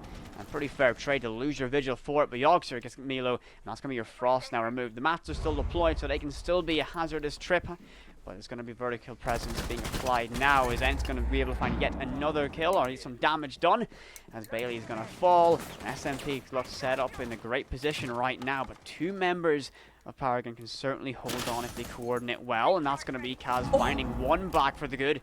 But Enk's going to whittle this team down to a single sole survivor, and now in a 1v3, can he keep this team alive here? The 4-1 advantage, so not going to be losing too much going into our second half. The red ping is giving lots of information, trying to guide the Aussies' hand into this, but the vertical presence, look at how much holes and angles are opened up. It's going to be a nightmare to creep towards the objective. His feet are spotted out, and Nick is going to be able to shut him down. SNPEEK take round number 6 and show some signs of life. They do, and I think utilizing that verticality really played into their hand to the best ability, so I'm glad, you know, we've seen it a few times. I'm glad that they could add that layer of strategy to it and, you know, have the ability to secure the round through such means of strategy, while also being able to have the frag potential, you know, in their back pocket. And oh my word, the amount of crazy frags that went on during that round. You had a double wall bang. You had one player that got wall bang, which was the Vigil, through Theater, and then just at the same moment, you had Jaeger. He got the wall bang. He got the kill. I'm not quite sure if it was a wall bang. I believe it was, but crazy intel going off the board, crazy levels of competition. I mean, these guys really know how to get their kills, and that's so important because Coastline, with it being such a contested map going back and forth, we know it's 4-2, but you gotta remember Rainbow Six Siege is generally a defense-sided game. Either way, though, I think SNPEEK and PRGN, they have so much individual mechanical skill, and it is really hard to say which team is better, even though, you know, looking at the side of SNPEEK, you have a few players doing better on their team than others, but I still think that each player has their individual frag potential. They have their individual abilities, effects on the round, and that is what makes a T3 team work. And honestly, I mean, support players, you have to look at support players and the fragging players, the entry players, and just look at that dynamic, right? Even though SNPEEK is more of a frag-heavy team, and they tailor their frags towards the entry operators, I still think, you know, that is still a very viable setup to have. And even though, you know, some players get more frags than others, I guess we'll just have to see, you know, how well they're going to be doing on their defense and which players are still going to stand up for those frags. This is just going to always... Round 7 to me is always one of the most important ones to watch. When you see a team swap, it can be a pretty good indication of how things are going to go. They've had the experience of 6 rounds figuring out the style of play on a certain half, but now it's going to be all important. Already, Bailey's going to find themselves in DBNO. And I think that was at the hands of the Maestro. I think I heard an Alda sing, and that's going to be a player left in that DBNO status. Dilly inside a blue bar now on that book has the option to start cracking open the floor to make everyone inside a blue just a little bit uncomfortable, and opposite Uso. So this default corner, I dub the smoke corner, it's going to be a little bit trickier to play in, but he has to worry about, because in the words of Emzo, these holes work both ways, and we see that red silhouette boosted up on the sofa, trying to find a line of sight to battle against the Buck here. And every gun that they can afford to do so trained down below. But there we go, Buck's going to be left in the DBNO status. I think that was from Cool Vibes, or it could have been, yes it was, from the Maluthi inside of Kitchen. Will he be able to collect this kill and confirm it? That's another member of PRGN who's been left down, then revived, reduced to 20 HP, so already a good start from the defense of SNPEEK. Oh, for sure. I mean, being able to limit the health of the attackers that need to use verticality to their advantage, is going to put them at a really bad spot. It's almost like a rock in a hard place. You know, you need to use those attackers' abilities the best that you can, but at what expense? Are you going to be taking away their health and killing them, trying to get your strategy advanced as far as you can, trying to get your objectives advanced, or are you just not going to be able to go as aggressively for those objectives as you'd like? It's truly food for thought, but we have Jaeger. He's going to be getting a kill through a bullet hole. That's absolutely crazy play from him. He'll pick up that kill from the player of ENQ, as we see that Tonic goes down just at the same time, so all the not going to be able to be utilized anymore during the round. That's a huge impact frag for the attack, being that an 80 bullet magazine with high rate of fire and a very accurate gun itself. something you don't want to go against. We'll just say that at the very least. I mean, for everyone in Twitch chat who knows anything about my casting in the past, Yalda has often given me some moments to some of my best highlights are when a Maestro decides to absolutely step up and sing that no longer available. Clear to my eye, but Yorkshire gets aggressive on the run out and is going to get shut down very quickly by Bailey. The man who was left in DB no status early, but collected by NQ down below, and upon attempt occurring, Milo's going to get lit up by every single angle. Stroke Cancer is going to be the end of him. Noah C4 tossed out, and that's going to be Hank's going to get another kill on the taps, and that's going to be a massive blow, reducing Paragon to a single sole survivor, and that clock hits 000. Doesn't matter. Sebzin gets aggressive, and the SMG-11 sings, and Kaz falls. SNPEEK win round number 7. A very good display on their opening defense. This could be, I think things got real interesting now because both teams look strong in their defense. Could have that early advantage of Paragon be whittled down now? Only 1 round advantage moving into number 8, and Kitchen Service our side of choice. So 2 things to analyze. I think that last round, it was pretty good up until the execute for the attack. Frankly, I really enjoyed Paragon's attack. I like how they went below and they tried to use the verticality to their advantage and make the defenders uncomfortable as they possibly could. But when it came down to their execute, it was very, how do I put it? It was very unstable. It had a lot of components that you would see out of a normal execute, but the issue is that it simply got derailed from the different aggressive plays, the different mechanical plays from the players of SNPEEK. They were trying to derail the player on the window. They were noticing and adapting to the player coming in from Aqua. I mean, there was a lot of things that SNPEEK simply just did right. I'm not saying that Paragon did anything wrong per se, but I think for them not to win out those firefights, not to win out those gunfights, it played disadvantageously for them, and you never want to get yourself into that 20-second execute meta where you don't necessarily know what you're doing, where you're getting indecisive, and I felt as though Paragon losing so many players in that second, they did get all too indecisive, and SNPEEK used that to their advantage. They capitalized off of it, and they got the frags that they needed. And that's it. Yeah, Mid-Siege is a game where it's often a death by 1,000 paper cuts. We really saw that as players were chipped away. They lost utility and manpower to really be able to push in and get a decent control of the objective. And that hesitancy with less power to be able to push certainly played on their mind. And lost the round ultimately just because of that. So SNPEEK in great position now to try and bounce back and claw this one back, tying us up. Will be a great start for them to try and roll this victory back. There's already engagement happening. They're mostly firing through the walls inside of Sauna. We already hear the Skeleton Key trying to pick some locks, and that's going to be Dilly trying to apply some pressure. Toxic Cancer tossed out early, and it's somewhat of a small victory to bait that utility out, but a fantastic shot there as Taps collects 2. The R4C sings a sweet song, and 2 bodies hit the deck. Milo going to find himself though on the receiving end of an MP5 pistol. No good against the ARX, however, and just like that in a flurry of kills, it's going to be a technical 4v2. Make that a real 4v2 now, as Kaz has been recovered. NQ is going to be on the white stairs, waiting for a moment to strike, aware of the position of the Ash, but will he be able to capitalize upon that information? Drone sent out, and he's been compromised, so he's going to be dueling for his life to hold on the lobby. A retreat's available from the staircase, but he can't be too, can't wait too long to take that. A great line of sight opened up here, as all Taps has to do is realistically holding the kegs, and that's going to limit the rotations available, but he knows he's under threat. The pre-fires landing, the Tracer's rounds just missing past his head. Flashbangs tossed out as Sebson's retina is burnt from his skull, and the execution is ultimately imminently going to be coming through this kitchen door with a minute 20 left to go. Paragon in a great position to launch themselves in this objective as the Jaegers falling back to shore up the lines. Taps finds yet another 1-3 in the round. Can he make it 4? Oh yes, he can. Paragon win round number 8. Simply put, you had Taps. He solidified himself as the MVP of that round. He was able to get a lot of really important frags to secure an attacking round, but oh my word.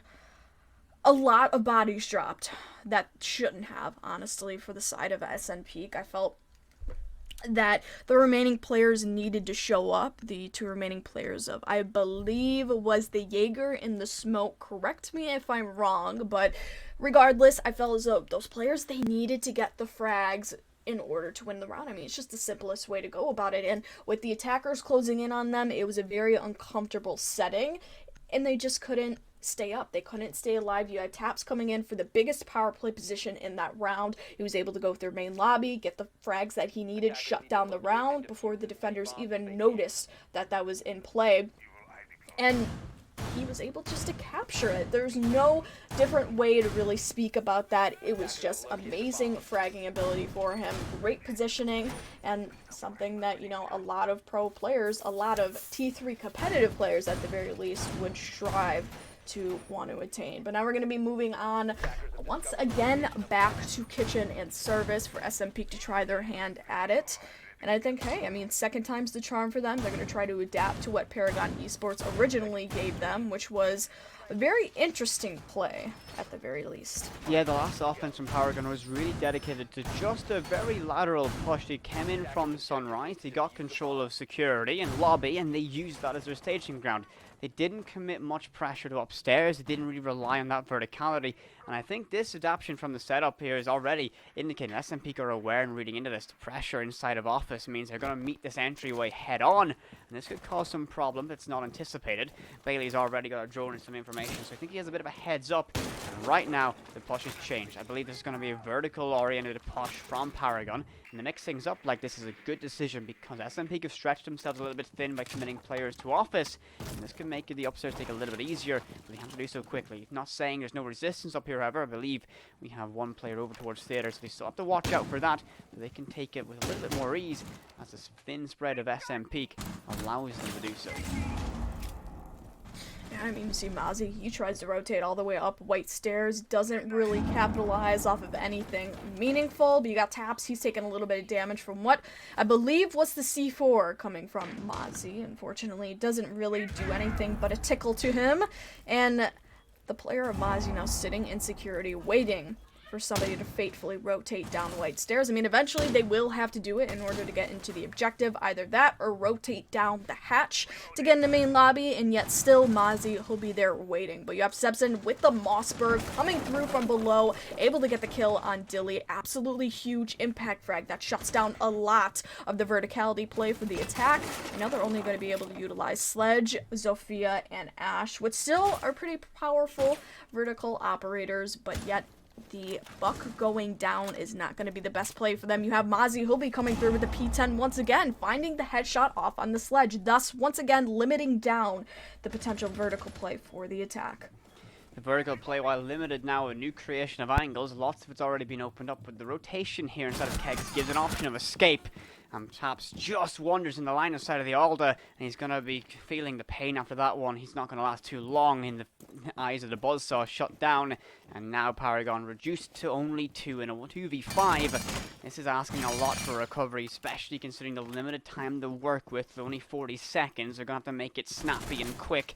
This is a danger close situation as Kaz finds himself in a tricky engagement by the hands of Nix all the way in Vase. A C4 prepped and ready, all he has to do is toss it out. It lands a little bit short, but delays enough time with 28 seconds left to go. This engagement has to happen, and it has to happen now. Throw caution to a wind as Kaz needs to get aggressive. He knows the position, so it's all going to come down to raw mechanical skill, and this is just going to be what Malusi wants, to burn away the clock. Pre-fires left and right, forces the retreat, and NQ is going to be able to capitalize on that completely. Milo reduced to low HP, and that timer, well, it's in the red. It's going to hit 0 sooner rather than later. It doesn't matter. Yet again, that P10 Roni sings sweet. And flawless round for SNPEEK, and this is going to be much closer now in our second half as every round is becoming far more contested. These teams are finding the rhythm and understanding exactly what their opposition are bringing. Round 10, what more surprises will we have here on Coastline? Can we see SNPEEK tie it up, of course, or can Paragon just hold on to this lead?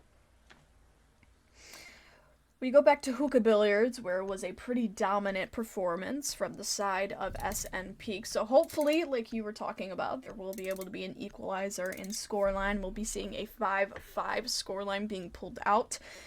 And I think, I mean, for the next rounds in succession, I feel as though whoever can be more adaptable to each other. Whoever can utilize the best factors of the round, i.e., utility, being able to find the one-off frags, getting those impact frags in the round. It simply is the outside factors. I feel as though the attack, when it comes down to their strategy, doesn't really mean a whole lot in Coastline. I mean, yes, you can have a main strategy. You can try to get to the objective some way and use utility to help you out, but the individual frags and the individual uses of utility seem to be far more important in this game in making those impactful frags, in closing off rounds, and utility too, in intel rather. Really huge impact on these rounds. I want to see intel being used to its fullest ability. We haven't been seeing any zeros being played. We haven't been seeing any rather intel gathering operators specifically for PRGN. I wish they would bring it because it would add a bigger layer of strategy to this, but unfortunately they will not. However, outside of the defense, you still got the Maestro up, so the player with the Alda as well as the intel gathering plant denial triple combo will be used, and I mean, hey, it's the best level of intel that the defense is so far going to get. Sorry, our live chat's always a spring of fun. Oh yeah. So fun during yeah. these broadcasts. Sometimes Jerry pops up, and it's always terrifying to see his name in Jerry. No, Jerry's just Jerry, the not so nice guy. As Jerry's Jerry. now. You ask, where is he? Jerry is Jerry. That is true. It is Jerry, the Jerry music, Jerry. Jerry's just Jerry. He is. He's vibing out there somewhere, but so are our players here. Some early damage taken as Yoggster is going to find himself in an awkward gunfight. Dildy now reduced to around 25 HP, just a slither over. It's still not ideal so far, and early damage taken by PRGN, and Yoggster's only going to be taking the brunt for his team. Good control already gathered inside of VIP, but looking at the strategy held, two players downstairs, and that threat of a C4 lays imminent, as Bailey might be cautious of sitting AFK, or sitting stationary at least, inside of VIP. Drones gathered out, more information relayed, that smoke default position now spotted out, as the leads try and lead the charge on Buck, and the channel is in a rampy to break through this line. Flashbang's out to burn anything, but he might just be blinding his own Ash. Not ideal, as Taps has been very effective when given the opportunity to get that R4C to work for him. But now, inside of Aqua, this is going to be the horrible game of baiting utility, burning it away, and trying to find an opening, as Kaz is going to be able to get one on the Nix, shutting down that Malusi. That's threat of a C4 now gone. But this is now where it's going to get interesting. The command camp has been leveled, the advantage of PRGN. Can the defense hold on? Strong utility to do so, but the control is gathered by PRGN. And I mean, all they could do at this point on the part of SNPEEK is waste as much time, try to get frags where they can. And on this type of strategy, on this type of map control, every single inch is a fight. We're going to be seeing fights come out, though, with the defense ending up being at fault for this. A flawless round for the attackers, as it's just a kill after kill after kill. They come out with amazing mechanical plays and finalize the round through a great shot from Kaz. It really was, and just like that, a flurry of kills and a flawless round by PRGN. And most importantly, yes, the round victory, but you see that message. Match point 6 for our scoreline, and they might be able to close out Coastline here. Map 1 of the evening, of course, best of 2 format. And now, this is something is interesting. This was the pick of SNPEEK. SNPEEK opted to go to Coastline first. Are they going to be paying the ultimate price, or will we see the classic ECS switch of teams winning their opposition's maps? Well, only time can tell. We got to worry about Coastline for now, and Hookah Lounge can be our very final sight if PRGN can once again find the strength to break through the front lines and another flawless attack. It's the catalyzing of the execute for PRGN that they've used so sparingly, and they've used it to the fullest advantage that they can get it. When they're able to win out these extremely impactful gunfights, and I've been saying this, I know it's an old topic, but when they're able to capitalize off of these extremely impactful player fights and win them out, it's a simple execute for them, right? All it is just mechanical ability. You know, they're able to boa constrictor pincer the remaining players in the top floor of hookah billiards, and I've been saying this a lot. There's a lot of different ways for the attack to get into the objective, which makes it so hard for the defense sometimes when execute is already rolling to understand exactly where the attack is coming from, especially because they're not necessarily aided by a whole lot of intel, right? You don't have a Valkyrie on the board. You don't have a Mazi on the board at the moment. And any other intel operator outside of Maestro, of course, is not being used as well, like Echo, right? He's also a plant denial operator with a little bit more of an emphasis on mobility in his intel. Maybe they want to use him, you know, try to get the jump as to where the attackers are going. I feel as though with hookah billiards, it's that SNPEEK, they almost get surprised. They almost get surprised because Paragon, they don't necessarily know where Paragon's going. They can't predict where they're going at all times and know when the aggressive peak, the aggressive push is going to be made. And with the exception of Maestro cameras, they're simply left in the dark. But oh boy, taps on a team kill. That might very well be the round-ending frag that we did not need in this time. We do not need any mistakes for Paragon, but they did unfortunately commit to one, and that's Dilly going to be going down to tops. It is rare to see a team kill via breaching charge. You know, especially when the damage is being reduced on the side where he was most likely played. Okay, interesting one. Unfortunate for him, the loss of an IQ is a massive blow as Taps tries to get aggressive instead of Aqua, and is going to win that fight. His aim's going to be shut down. And now going to be tying us up now for 4 players apiece, a minute 25 to work. Tracer rounds will reload or give the position away, and that's going to be Bailey in a great position by Vase, but instantly traded off now as Tonic's going to get himself lit up and reduced to DBNO status. And just like that, Sebson and Nyx are going to be the last two standing. Can they hold the line or even recover their down teammate? The swing gets aggressive and Sebson removed from action, and it's all now down to Nyx. Can he hold the line? He's been left reduced to low HP, the air jab's deployed, and Taps is there to collect that final two-piece as Paragon on round number 11 claim map number 1 of the evening and set themselves up for a great response because this was their opposition's map. SNPEEK chose to come here and they couldn't steal the victory. 7-4 and a great performance from Paragon. You're totally right. And yet, the keynote of this map was the frag potential, and Paragon, they simply were able to have better frag potential on all of their players. You see a very, very steady performance from all of their players. Each one of them is either going neutral and or positive, and I think that's really important to note, because that shows that each of them have a really interesting and intriguing ability to get their own kills and make their own impact on the round. And I mean, that game, man, that game of Coastline, it was a lot more interesting than I expected it to be. Normally, Coastline is just extremely super chaotic, and I like that there is at least a level of thought going on in the round.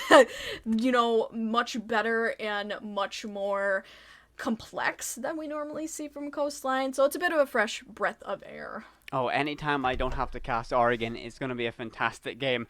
Oregon's the bane of my life and the bane of my existence, and we won't even have to see it for game number 2. Of course, we'll have Cafe. But before we get into that, I believe we're going to be jumping to a quick little break, so you can go get yourself a brand new bowl of popcorn, a great new refreshment, and we'll be back with you once we're ready to hop into map number 2 on Cafe.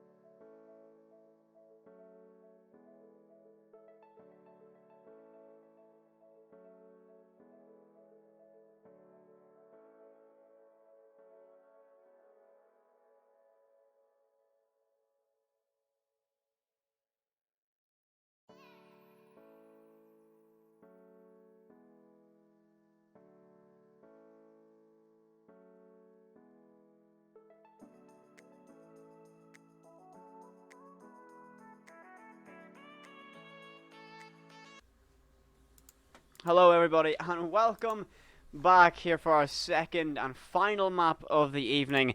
It's going to be between SNPEEK and PRGN, and we're going to go to Cafe.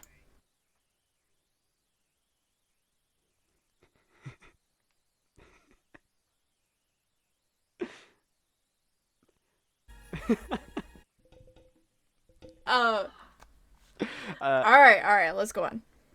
Okay, so I don't quite know what's going on. Alright, the production cupboard are trying to get things sorted out, but we have a very exciting matchup in store. We saw a very good kind of glimpse of coastline map that we don't get to see a whole lot of, and again, just to refresh your memory, here are our map lineup, our map bands. Now, I think the picks are a little bit on the wrong way. It was SNPEEK that chose to go to coastline, so just keep that note. They lost that 7-4 to PRGN, so a great result for them. But going on the Cafe, a map with a different style of play, a different ideology behind it. Can PRGN continue their momentum behind it? SNPEEK weren't too far behind on coastline in terms of individual rounds, but can they be better here? A team that has that individual talent, such as NQ, who can be so impactful when given the opportunity to play a little bit off the leash.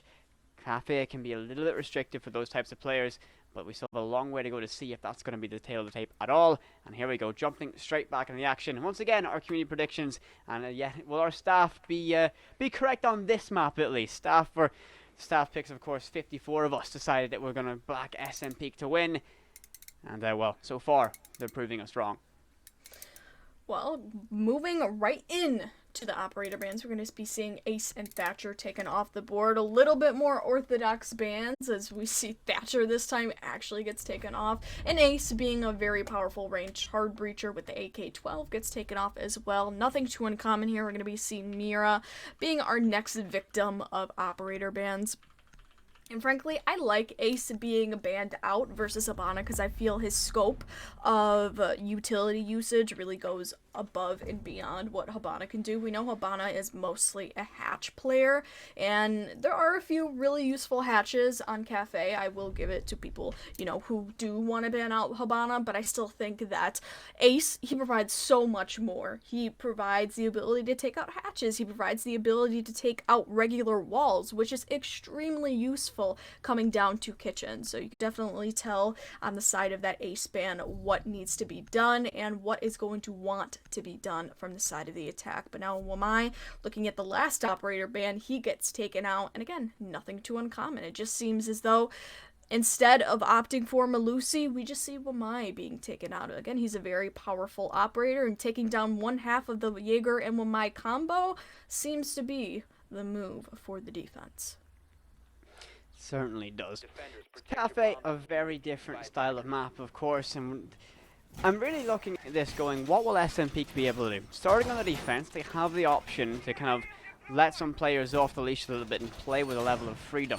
They can, play upstairs, they can roam a lot more, and if they can kind of deal with Dilly on the Nomad, they have that freedom to rotate the 3 staircases at their will, so they might be able to cause some chaos if given the opportunity to do so. But PRGN have been pretty well structured in being able to shut down the roam presence and be efficient in the roam. The rotations out check, to me, indicate that a lot of presence is going to be down here on the first floor. They're not going to commit too much upstairs, but again, every time I say anything, the players often prove me wrong, and I think I just saw 2 silhouettes go upstairs. I mean, hey, if it works out for the defense, they might be able to have a split presence looking into code check and have a split presence trying to control the top floor of things. We know that vertical play is an extremely huge objective for attackers to maintain. They normally utilize it in order to gain control of kitchen specifically rather than service and be able to make the plant going in horizontally through bakery, but I feel as though the vertical play only bolsters the horizontal play as much as it can. It doesn't really do anything else other than provide the really powerful crossfire angles. And while it is, again, extremely powerful asset to have going into a round, it's not entirely needed. I've seen a lot of T3 teams, they're able to get on a round and they're able to win a round without using vertical play, but it only helps to improve the attacking strategy. So I think definitely moving in, trying to get the vertical structure going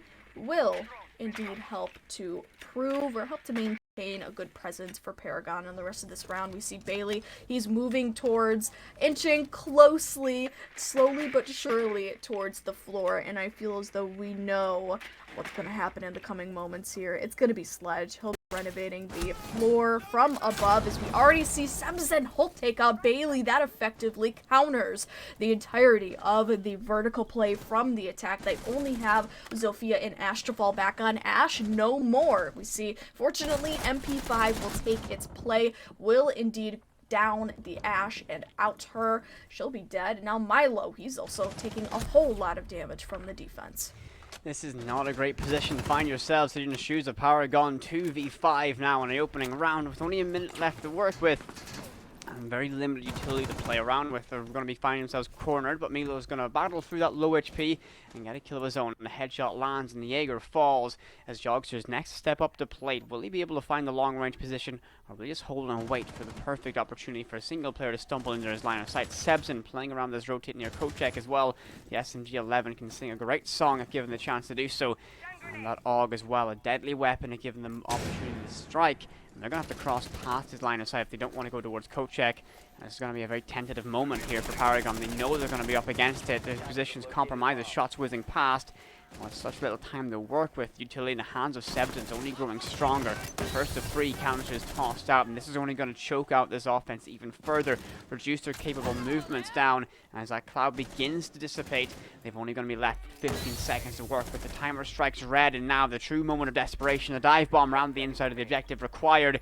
They're going to be met with the jaws of the Alda if they opt to take that fight. But inside of Kochek, one is felded. That's going to be Yogster getting the kill on Milo. And now with such little time left to go, Kaz is going to sit and wait it out, as that's going to be the opening round in favor of our defense. The SNPEEK take it out in pretty confident fashion. Can we just give a round of applause dually to my beautiful play-by-play caster, but also SNPEEK for closing out that round in such a dominant fashion? It honestly is a really hard feat for, after the attack, to utilize verticality, for the defense to come back, clap back, and win these engagements so mechanically, so dominantly, and then capture the round right from the hands of the attack. I feel really bad for Paragon on that first round because they could have had it in the bag so easily. They had a lot going for them, right? They were just starting vertical play. They were about to get open the main bakery wall, and then they could have transitioned that into such a meaningful execute, but nothing came of it as the attackers got picked off individually. There was definitely a lack of communication, a lack of refrags, and a big lack of mechanical play intel specifically from the attack. So I feel like they're going to need to be a little bit more informed as to where the defenders are before they start making these really presumptive pushes and plays. And I mean, maybe then, maybe afterwards, they'll be able to get down that mechanical side of things, finally win out their gunfights, and just maybe win the round. Yep. I'm looking just from what I saw last round.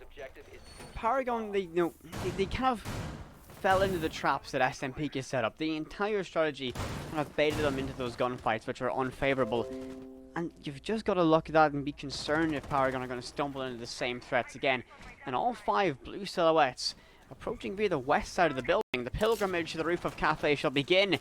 And I think you might be trying to get aggressive here, opting to not do his best impression of Joe from now, being sent it out that window. He's going to fall back, retreat, and play by Vertical or by Shaiko. And he's just going to sit and bide his time for now. He's going to be a great player to watch, though, because he has that level of freedom on the defense to work around. He has a whole map of his playground, and given the chance to do so, he will pounce, and he will be a massive threat to anyone trying to get a foothold in the building. Nyx is going to get rid of more drones, deny that utility or deny that information, and yet to see initial entry from Paragon, though. They're putting all their eggs in this one basket of getting through that red hatch inside of Red Stairway, so perhaps this is an area of concern as Dilly is reduced to around 5 HP. I mean, you definitely don't want the flank watch operator out of all things to have such low HP, especially considering that you got a Melusi roaming for the defense. If she's able to take control of the round, which unfortunately she's not, she could have had a grand impact. But you have Bailey, he gets a double kill. I believe that was almost a collateral. Took out one, and then the Valkyrie to add on to the kill feed. So unfortunate the timing there, but still, it's the way the cookie crumbles. You got Kaz, he picks up another kill for himself. Unfortunately, that's your mute going down. Out of all things, the Mossberg is going to go with him, and the Alda, it's not going to be utilized anymore, as now Dilly, he finds the kill on the round too, to sum up a flawless, beautiful round for an attacking win. It is rare to see the offense, especially so early on a Cafe matchup, get a flawless victory, and Paragon done it perfectly. Well, you'd expect that because it was flawless, but they didn't get pressured by that clock whittling down and the ultimate lack of initial control. They stayed calm and collected and waited for all the pieces to fall in position, and when they done so, they were swift to strike an SNPEEK fall. That is going to be, well, everything tied up once again. We're going to see a second time of asking for the upstairs hold. Can they make it work now? They have the ability to make adjustments and changes to their strategy and are already seeing one as that Ela is going to be brought out. I wonder though what will be the primary weapon of choice when we see the Pocket A10 Warthog or that Scorpion in hand, or will the FO12 be there to try and mince some meat in the close quarter brawls that can occur underneath these hatches? I'm gonna have to assume that it's going to be the shotgun. That semi-automatic shotgun can tear through anything. I mean, walls if you need it to, floors if you need it to, and especially other players, which is what we're going to be looking out for during this round. I'm gonna assume, yeah, I'm definitely gonna assume that it's being brought, seeing that Ela looks like she might be playing in piano, specifically around Christmas, trying to seed out the players, maybe get a drop on one of the players moving through Cigar Shop and collect a kill for herself. She's going to be putting a lot of Ela traps around the piano, definitely trying to minimize the amount of attackers that can move in without being, at the very least, trapped, you know, walking into the trap and getting splashed or stunned. Yeah, I think the right word for that is stunned. You guys know what I mean, though. Any word to describe it is just the simplicity of just getting Ela trapped. But yeah, she will be playing around piano. That's huge to note because now you got Jaeger and Q playing around her as well. So there's a huge presence being in piano, trying to shut out the attackers from getting into it, and I think it's well placed because not only do you have two defenders that are going to be able to refrag off of each other, it's going to at least waste as much time as you can for Paragon trying to get in piano, which was a huge point of attack for them last round in Bar and Cocktail. So if they're shut out from this time, there might be a really bad impact on their attacking ability and on their strategy. So let's see where they're opting to go. Again, it looks like it may very well be red and moving into pianos. You see Dilly, he indeed drops, trying to seed out the players sitting behind the shield, and now as you have it, there's going to be players on the rappel as well. Lots of kills coming out. It's a refrag for a refrag. Taps going down, unfortunately, but Ela as well, and Q going down as well to the player of Dilly with the ARX. Now the attack, but no, actually they don't have a very secure presence in Cigar Shop. Tonic from below, he's able to get a kill. Absolutely amazing on that, by the way. And just a 3-on-3 going back and forth, frags going off the board. This is an interesting round, is just like that in a blink of an eye. The Evil Eye kill confirms it in a 3v3 brawl to ensue. Minute 20 left to work with, and all these Evil Eyes still in place, so a massive amount of information can be gathered and displayed. Melusi lurking down below in train, but with no C4 in hand, that threat's not too serious. Only if they don't stumble around and lurk around this hatch. The position is compromised, but this duel is going to be a tricky one, as Bailey is getting a little bit frantic and trying to do so, but Kaz there in support confirms that kill, and now reducing and whittling down SNPEEK to only 2 survivors. The shotgun in this great close quarters engagement can be a massive tool of destruction if someone dares to stumble into this barbed wire trap, but with time limited now, they have to make a move, and they might just stumble into that play, opening up the default position here in the wall. Will this be a cue for the Meister to try and line up a shot with the Alda? Drones removed from play, so that information game is going to be reduced, as well as these jammers in the hands of Sebson, already placed and deployed, limiting the visibility that can be brought out by these drones. Flashbangs out, and now this is going to be trying to break through the front lines, as Milo's going to be able to shut down Tonic, reducing Sebson to be the only sole survivor. 20 seconds to work, and the SAA kit is good for brawling, but not at long ranges such as that, as Bailey placed the position perfectly on that LA5, seeing sweet as Sebson falls, and PRGN yet again upstairs find their mojo and take another round off the board. Absolutely beautiful clinical finish from the side of the attack. When it comes to the roam, though, that's a really intriguing topic to note, because the defense seems very, very weak on the roam. You normally have one player, especially in Bar and Cocktail, normally one player below trying to get off a late round flank. They normally always fail at that, even if their impact was profound in the earlier seconds of the round. It just seems, though, that they can't get a late round impact, which is where it really counts, because even if they are taken away from the round, and normally they are, when they are taken away from the round, it just seems, though, is that the attack, they know they're secure in their positioning, and then they're able to move in and finish off the round very uniquely, very strong.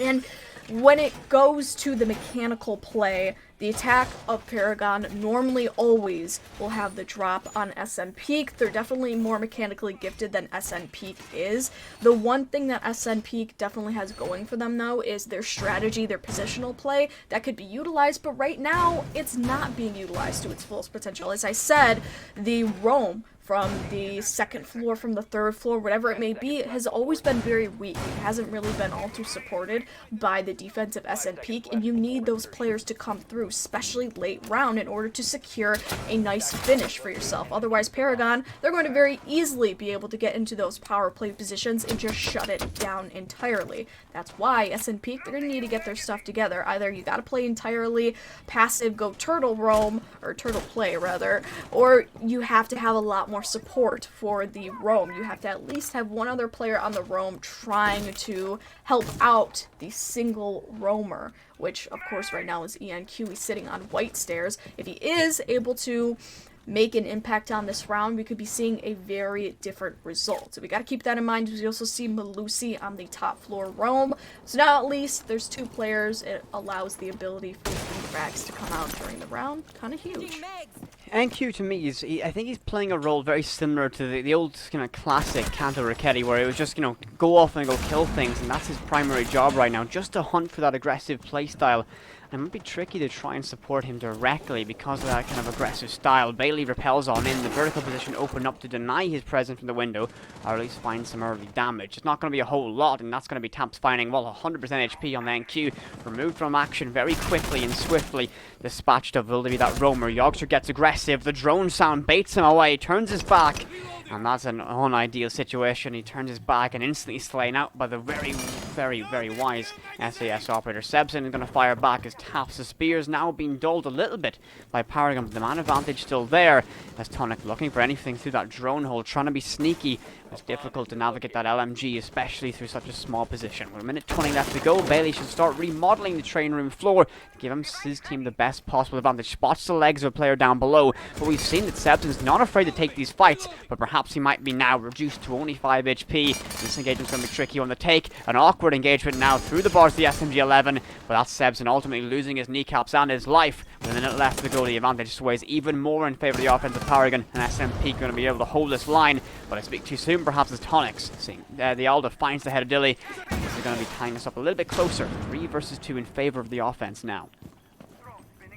Indeed, as we see the trend of the first round with players being picked off individually seems to switch on to the attack, where the defense players are being picked off, but oh no, we got the all coming through. Nyx will be finding a player all the way through the floor, and that's Bailey, I believe, unfortunately going down for you. So Milo and Kaz, they're the remaining players that are going to have to get a very clinical cold finish on the round and play a lot off of team chemistry, a lot off of coordination. We know that there's a player sitting in kitchen with the AUG, and we're definitely sure that the attack knows that as well. So hopefully they're going to be playing around that as we see the breach will indeed be coming through. You got a player coming through as well in prep.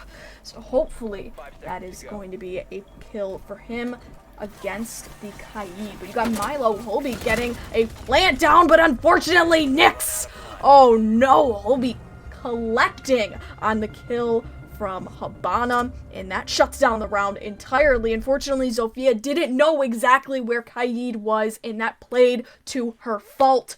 She did not get aggressive on the player, and Habana, it was the collateral for it, and eventually the round became the collateral for it, as you saw the defense won that just by the skin on their teeth. Perfect example of how patience can be such a valuable asset. The Kaid there could have pounced up at any moment to deny the cover, but waited for that Maestro camera to relay the exact position of that planter, and once that clock hits 000, that win condition, that diffuser becomes oh so much more valuable, and he was able to shut that down and win out the round. The only interesting thing in terms of lineups that we see so far, though, for this next upcoming one, is that Valkyrie brought onto the board. Extra information in those black eye cameras, and that could lead to a more aggressive style from SNPEEK. We'll be seeing a reading and dining defense. A great sight, especially. It can funnel everyone in upstairs and make it an absolute brawl for control of cocktail and piano. And I think a lot of this utility is going to be dedicated to holding that upstairs presence. Will PRGN once again opt to be pushing from red and make that their primary mode of entrance? Or will they try something different? Perhaps a push from the east side of the building via white, or try and go direct into pillar and get control of reading that way. Still all on the cards. They're playing these cards close to their chest, however. And this is a very interesting matchup tied up going into round number 5.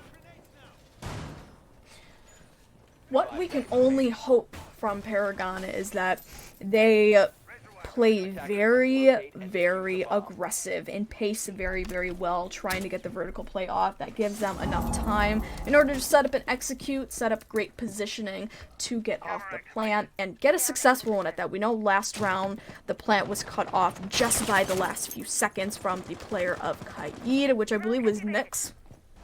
And again, example of how patience and great positioning can have a good effect on the round. Now, we know that PRGN, in order to counter that, they need to have really effective intel, and I feel as though if they're able to use that intel, if they're able to use the vertical play and intel to their advantage, they may very well wrap up a nice round for themselves. But again, it's going to have to come down to that, as we see lots and lots of horizontal play coming out. Ash, she'll be taking a very aggressive look into mining, but no, it's taps then to get the kill on a player rotating. Valk, out of all players, rotating down 90. It's now Ash to be moving in to train. As we see, we might get a very, very early diffuse down in the fireplace objective of all things.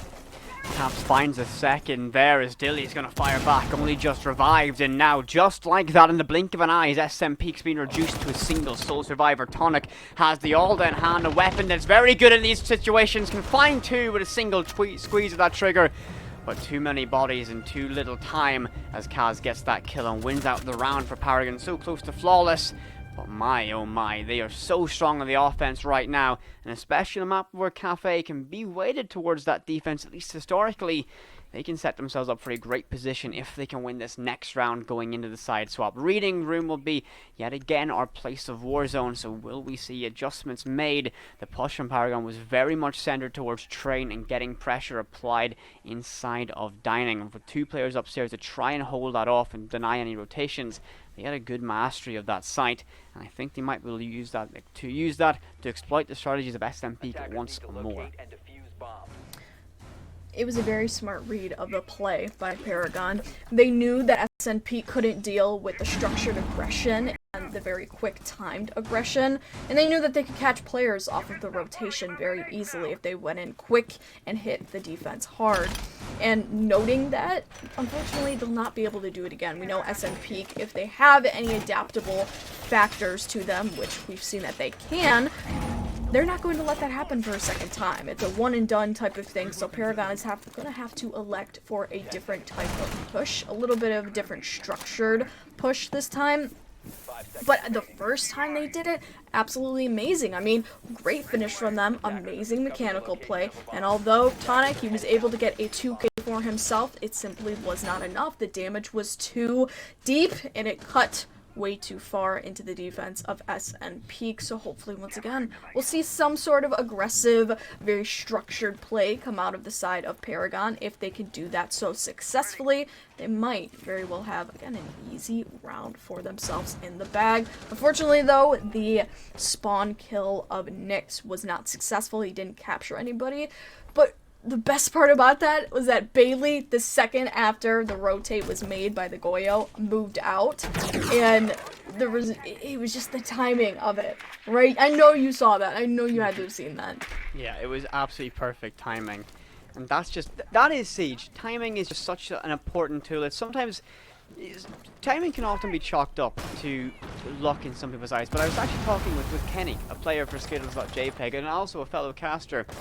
And sometimes positioning and timing can be a skill that great players such as Tengu, for example, can just ooze out in their playstyle. Perhaps we could see shadows of that. But a minute 50 left to go, and already a very aggressive gunplay is happening. As Enk's going to be able to trade off his teammate, but his team's already lost too.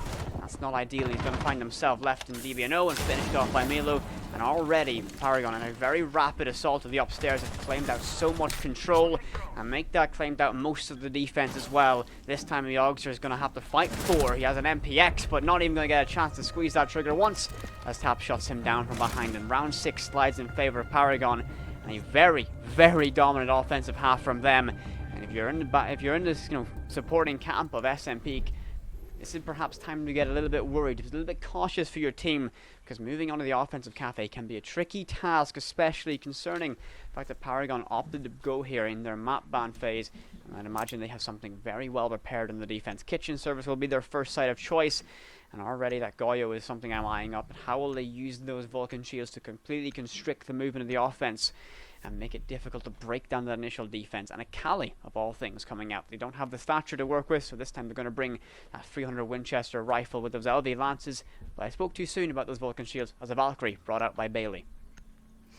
Yeah, I was about to question the use of the Vulcan shield, especially knowing that vertical play is normally a big must when going kitchen, and we know it's not the biggest must in the world, but in the case that the vertical play was successful for SNPEEK on this attacking rotation, they could have very easily disposed of the Vulcan shields, making them essentially ineffective. And if they were ineffective, I mean, that could very easily advance the attack of SNPEEK while dually putting away the utility of Paragon, making Goyo play just ineffective. And you don't necessarily want that, so I think reading into that, Bailey did the right thing by making the 6th pick, especially onto such a useful operator such as Valkyrie. Being able to utilize her black cams could come to a big play for Paragon, and having those up on second floor, knowing exactly where the players of SNPEEK are, could play into the hand of Paragon once again, knowing that they have at least 2 C4s from the looks of it on their roster. So if they can use those C4s, get impact frags as we saw on the play of Coastline, we might be in a very interesting and troubled round for SNPEEK. Certainly so. Time to get the drain away now, and information game also important. I'm a little bit concerned that Bakery is going to be the forefront of this pressure from SNPEEK. I've seen countless times and countless cast teams that want to dedicate to this push, and they often find themselves getting stuffed out very quickly. The Kali is going to be able to break through that electrified wall, but so many guns and information being relayed. And that, well, that's actually a very unfortunate. Sartonic finds the head of Bailey there in a great opening frag, gets rid of that Valkyrie. So perhaps they might have a bit of a foothold now to be able to break through the stalemate inside of Bakery. But still, something that's an interesting decision to dedicate so much utility and all your players to it, because it can often backfire to teams, because it can be very constrictive to make his push like this. Thankfully, they'll find one on the crowd, so perhaps their gunplay is going to be able to crack open this defensive Paragon as 3 now fall, reduced to 2, and this is looking very good for SNPEEK in their opening. But oh my, what a shot by Dilly! Clips the head of Sebs in a millisecond of aim required and shuts him down with a minute 40 left to go. Recovery by Paragon shall begin, and Billy might be able to lead the charge. Finds 2, no! Shut down by the pocket SMG of Yoggster on that Kali. And now Taps in a 1v4. Can he be able to recover this? The plant's going to go down. Nick's trying to find a way to get it down with some cover. Relocating himself. A fantastic shot there. Just clipping the temple. So that's going to be yet another kill by that pocket SMG. The Yoggster with the Kali. Perhaps I doubted that pick, but he managed to make it work. And SNPEEK, in their very first offensive round, show that they can indeed show up when required. And in a wonderful transition of roles, we see the first attacking round go in the favor of SNPEEK. I definitely like that attacking round. It combined the ability of structured aggression with a little bit of utility. Although we didn't see the vertical play being pulled out for the attack, I still like how they took it in a very aggressive manner, using their advantages, using their strengths to their best ability. I mean, we see the mechanical play from SNPEEK, absolutely amazing. Unfortunately, the positioning, the strategy of PRGN couldn't overcome it, and they made it a very dominant attacking round. I was a little bit surprised. I figured the round of, or at least the first round of attack would go towards PRGN Esports, knowing that SNPEEK would have to adapt a little bit to what PRGN was giving them, but it seemed like the round in adaptation from SNPEEK was very viable, and not having to go vertical might have actually saved the round for them, being that they didn't have to slow down to a very methodical push, allowing for PRGN to capitalize off of it, using the weaknesses and exploiting it to their advantage. And almost, I feel like SNPEEK, and I was going to talk about this the first round, I feel like they need to do a little bit more of that, using their strengths to their advantage while also dually exploiting the weaknesses of PRGN Esports to their advantage as well. We again saw that the structured aggression for both teams, rather, is not a good look for them. They can't go against it when they're on their defensive rotations, and that's something that SNPEEK could do over and over again, potentially, to shut down the defense of PRGN Esports. Although, going back on kitchen service, they might have to elect for a little bit of a different take, as now PRGN will be for it. You gotta hope at least they're gonna be ready for it. So, with so much dedication to Bakery last round and the changes that are going to need to be made now, PRGN might find themselves in an advantageous position, but once again that opening kill slides in favor of the offense, and this is often what can turn the tide of battle.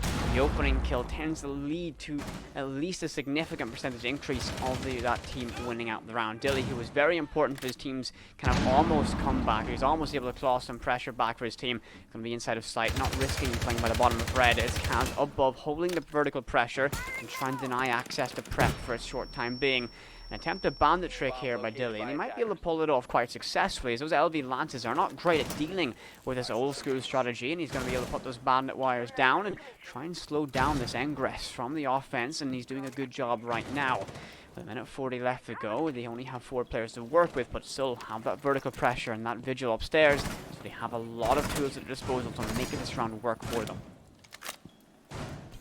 I mean, they still could make the round work for them, even having a player down. Unfortunately, Bailey was the one connection between Coat and the kitchen itself, so that opens up another avenue for the attackers to move in. Although you still got the Jaeger, he's hiding around Brown stairs, so he could still very well shut off the pressure from the attack coming from Coat check, but you still have to watch out for it. He may very well be fragged out in the coming minutes, knowing that the intel will be hot on his heels. And, I mean, a lot of damage for SNP. They got ENQ and Nyx having a lowered state of health. So once again, PRGN could use that to their advantage. Unfortunately, though, SMG Burst Fire will collapse 2 players of the defense, and in a flawless fashion, you see the Burst Fire SMG coming out once again for the player of Kali to finish off in a stunning performance. Yet again, Yogsha with that SMG just finds the opportunity to make it work, and SNPEEK ultimately find a way to make that offense from Bakery side work. The opening frag so beneficial yet again for a team, and they really played off that early advantage. They were able to hunt down the presence upstairs, deny any rotates from other roamers, and ultimately they just picked PRGN apart piece by piece in a systematic destruction of that downstairs kitchen defense. And now, going back upstairs to Bar Cocktail, can PRGN make some changes, play in a different style? Otherwise, SNPEEK might be able to sweep this game a little bit and get some momentum rolling for them on their offensive half. And we might be in store to see an ECS classic of teams trading map picks into ultimate victory. Oh man. What lies in store for Bar Cocktail? Knowing SNPEEK and the dynamics of how they play, extremely aggressive, right? It feels as though both of these teams are extremely aggressive in their own ways, and I like that because it's a lot of mechanical play. It's a lot of mechanical play going back and forth, and all normally is a layer of extremely well-defined strategy behind each of these plays. I still feel that mechanical play is being utilized very, very nicely and to each player's advantage, whoever is able to get the kill, of course. And especially knowing on Bar Cocktail, knowing that each step of the horizontal play that will have to be used during this round will be a fight. That's going to make for an extremely kill-bound, kill-led, kill-feed, kill-frenzy round at the very least. Something that I'm going to be happily looking out for sure. I cannot wait. I hope that prediction's accurate, because when there's a flurry of both orange and blue in a kill feed, you know a round is going to be exciting. Kill trades left and right. I'm hoping that we get this as a powder keg game begins to form up now, as everything's tied up in this 9th round. Whichever team can find a little bit of late momentum, that push, that final gear, can ultimately close this one out. LV Lance has tossed out to clear away some utility. I'm not quite sure exactly what the intent was behind it. I think it went into that kind of that bar cabinet behind the initial bar. Another one tossed out. The Vulcan Shield's now put in place to help hold down the lockdown piano a little bit more. The orange silhouettes drop and gain control of inside of red stairs, and they're going to use this as their staging ground to get initial pushes, momentum gained. Caps is going to be holding by Pixel. He has a Vulcan Shield to help defend him, but again, as his ADSs are burnt and whittled away, he might have to retreat a little bit earlier, because taking fire damage from that shield can really whittle down a defender in a split second, and I don't think he wishes to be there too long after that shield gets bursted. And you want to know something that's super intriguing? A trend that's interesting to look at is Kaz gets a C4 kill from below for Sebson and Kali simultaneously. Wow. Did not expect that at the very least, but a really interesting trend to note is the fact that it seems that these objectives are role transcending. And I know it sounds so weird to say, but it seems like these objectives seem to favor the teams rather than the actual defense, offense types of sides. Where, as you see on the first floor kitchen defense of the first round, SMP, they won that for their defense win.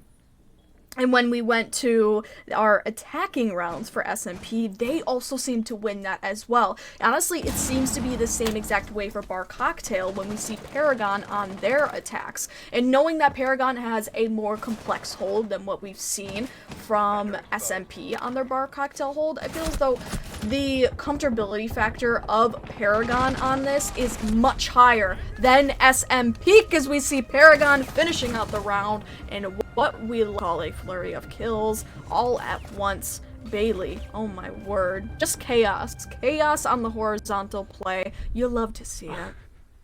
You're lucky. I don't believe we caught your perspective. Milo is Max is not adding to the confidence there, just giving him a smiley face. But yes, you'll have to watch the VOD back just to make sure. But a great round there by Paragon, as you said, perfectly putting it, that the sides are favoring certain teams in particular, not the sides. And Paragon have been so effective upstairs, whether they were attacking it, now defending it. They just need to make this they need to make the click for their defense on other sides now. And reading room, well, can they make this one work? They're going to have to bring a Valkyrie instead of that Vigil. And once again, this Kali is brought out. So I'm not too keen if a Kali wanted to be playing reading, but perhaps SNPEEK were anticipating another kitchen hold where they wanted to get that LV Lance to clear away any electric utility. So upstairs they go, and they're going to be fortifying this bar hold. This is going to be all important, though. If they can keep control of Cocktail away from SNPEEK, they can really dictate the pace and tempo of this matchup. The only real concern, though, if you dedicate everyone or a lot of utility, majority of your players upstairs, you're going to be leaving yourself exposed to a push from inside of train and mining. And I think these cameras deployed by Kaz are there to make sure they have eyes on at least, and make sure they're not going to be blindsided by anyone trying to make a quick entry from this side of the building. You're totally right on that, and I totally agree. In looking at these team compositions, in knowing how SNPEEK plays, I've said this before, I know I'm going in circles, but knowing how SNPEEK plays and on this new objective, it only would be logical that they would take the jump to play extremely aggressive, opting to go right for the objective rather than biding out their time trying to get vertical play going, right? The ball gets rolling very quickly for SNPEEK. It's a very steep drop for them. So see, Nyx, he unfortunately gets killed by the player of Taps, the man on the 416 carbine, absolutely going crazy this time. He went nuclear, absolutely nuclear in Coastline. We're seeing a bit of a similar performance from him. He's going 7 and 6, carrying the kill effort from his team on the side of PRGN. But as I was saying, interestingly enough, we actually don't see that SNPEEK will be opting for the objective play, going straight for the objective and playing aggressive on that. Rather, they will play methodical. They are going to try to go for a vertical play. And again, that plays into the hands of the defense as PRGN picks up their second kill of the round. This time on ENQ, a much bigger presence for SNPEEK. Unfortunately, this time around, he's not going to have the biggest presence. He's only going 5 and 9, whereas Tonic and Kali, I believe the player of Jog, I wouldn't know how to pronounce these EU names even if I tried, but I'm just going to go with Kali. She's showing up. She's showing up for him, and she's being able to pick up the kill sentences for SNPEEK, and I'm glad that they have multiple players with different abilities to frag out at different rates. Fragment is tossed out, and that's going to find a down on the tap, so the smoke canister there for great visual cover, as well as acting as a bit of a blockade, stopping any aggressive plays from happening. And as I mentioned in the prep phase, PRGN's objective was to completely deny SMP a significant presence on this upstairs, and they're doing a great job of doing it, as now the time's been whittled down to less than a minute, and as well as SNPEEK whittled down in terms of man count even further now at the hands of Dilly, who finds 3 in rapid succession, and just like that, PRGN find themselves claiming victory on round number 10, and that is going to put them in a great position as they enter now match point here on Cafe. And this is a great position to be in. PRGN are been playing so well right now, and SNPEEK, to get a draw out of this matchup, they now require a flawless performance.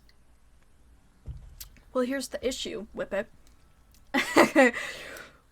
We're going to kitchen service, and you know what that means. We talked about it, that these sites are more in favor of the teams that play them rather than the role swaps that constitute them.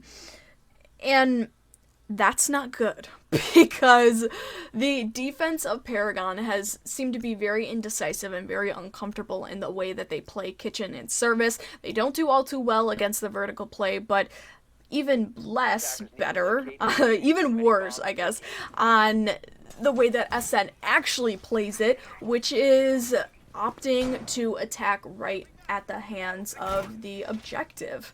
And they go in so quickly, they go in so structured, and they effectively balance that aggressive, structural, complex play that we love to see. So rather, instead of it being an all-out bulldozing fest for SNPEEK, they're actually trying to make a strategy out of it, which is really smart on their hands, because PRGN, they'd easily be able to deal with just a simple run of guns, They'd be able to fend off the aggression from SNPEEK in the case that it wasn't backed up by the utility and backed up by strategy and well thought out round play.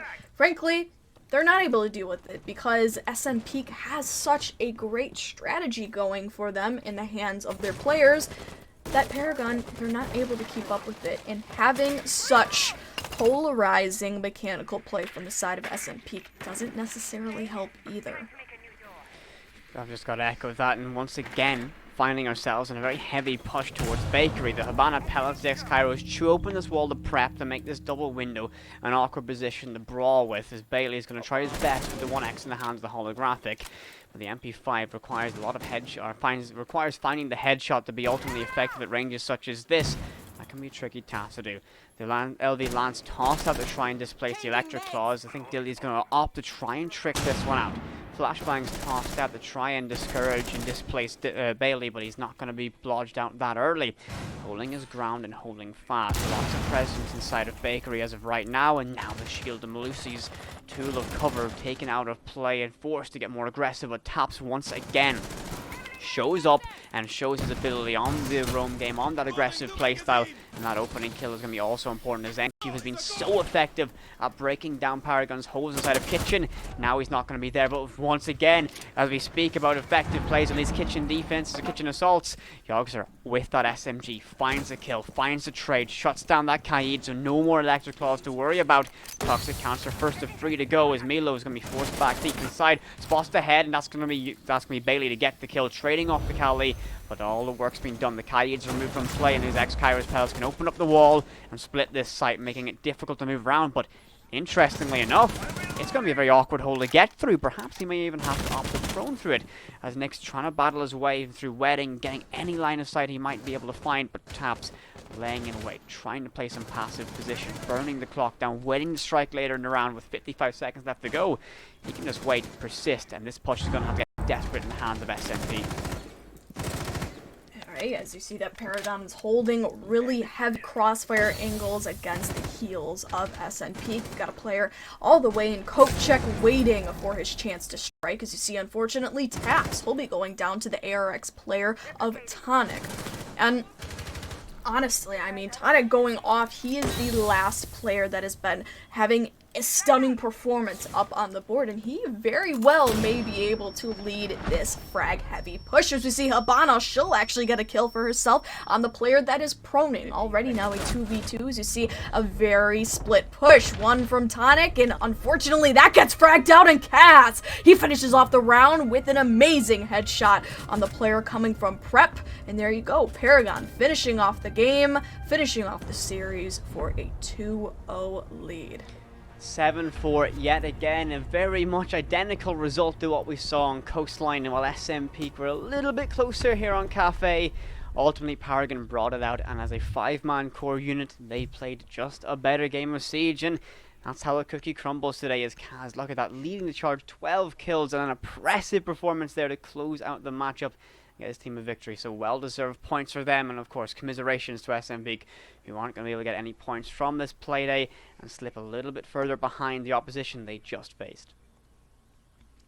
Yeah, and I mean, that goes on to their performance in league plays. Now they're going to, like you said, be lagged down a little bit farther from the opposition, but I'm not quite sure if we're going to be doing an interview or not. I wasn't briefed on if we're doing an interview. Okay, we're not doing an interview, so at this point we are able to close everything out. And I think if we don't have another game coming up after this, we can end this off. Yeah, this was our final matchup of the evening, so it was a great Playday, all things told, and the series we just had was a fantastic one because we got to see, not only we didn't get to see Oregon, but we went to Cafe, a map that isn't Clubhouse, another one of the duo maps we get to see a lot of is Oregon Club, so breaking away from that is of course a delight. As you see all of our rolling text, follow us on Twitch, YouTube, and Twitter to get every single update you require about ECS. Keep your eyes peeled on all of our matches coming up as the Contender Division.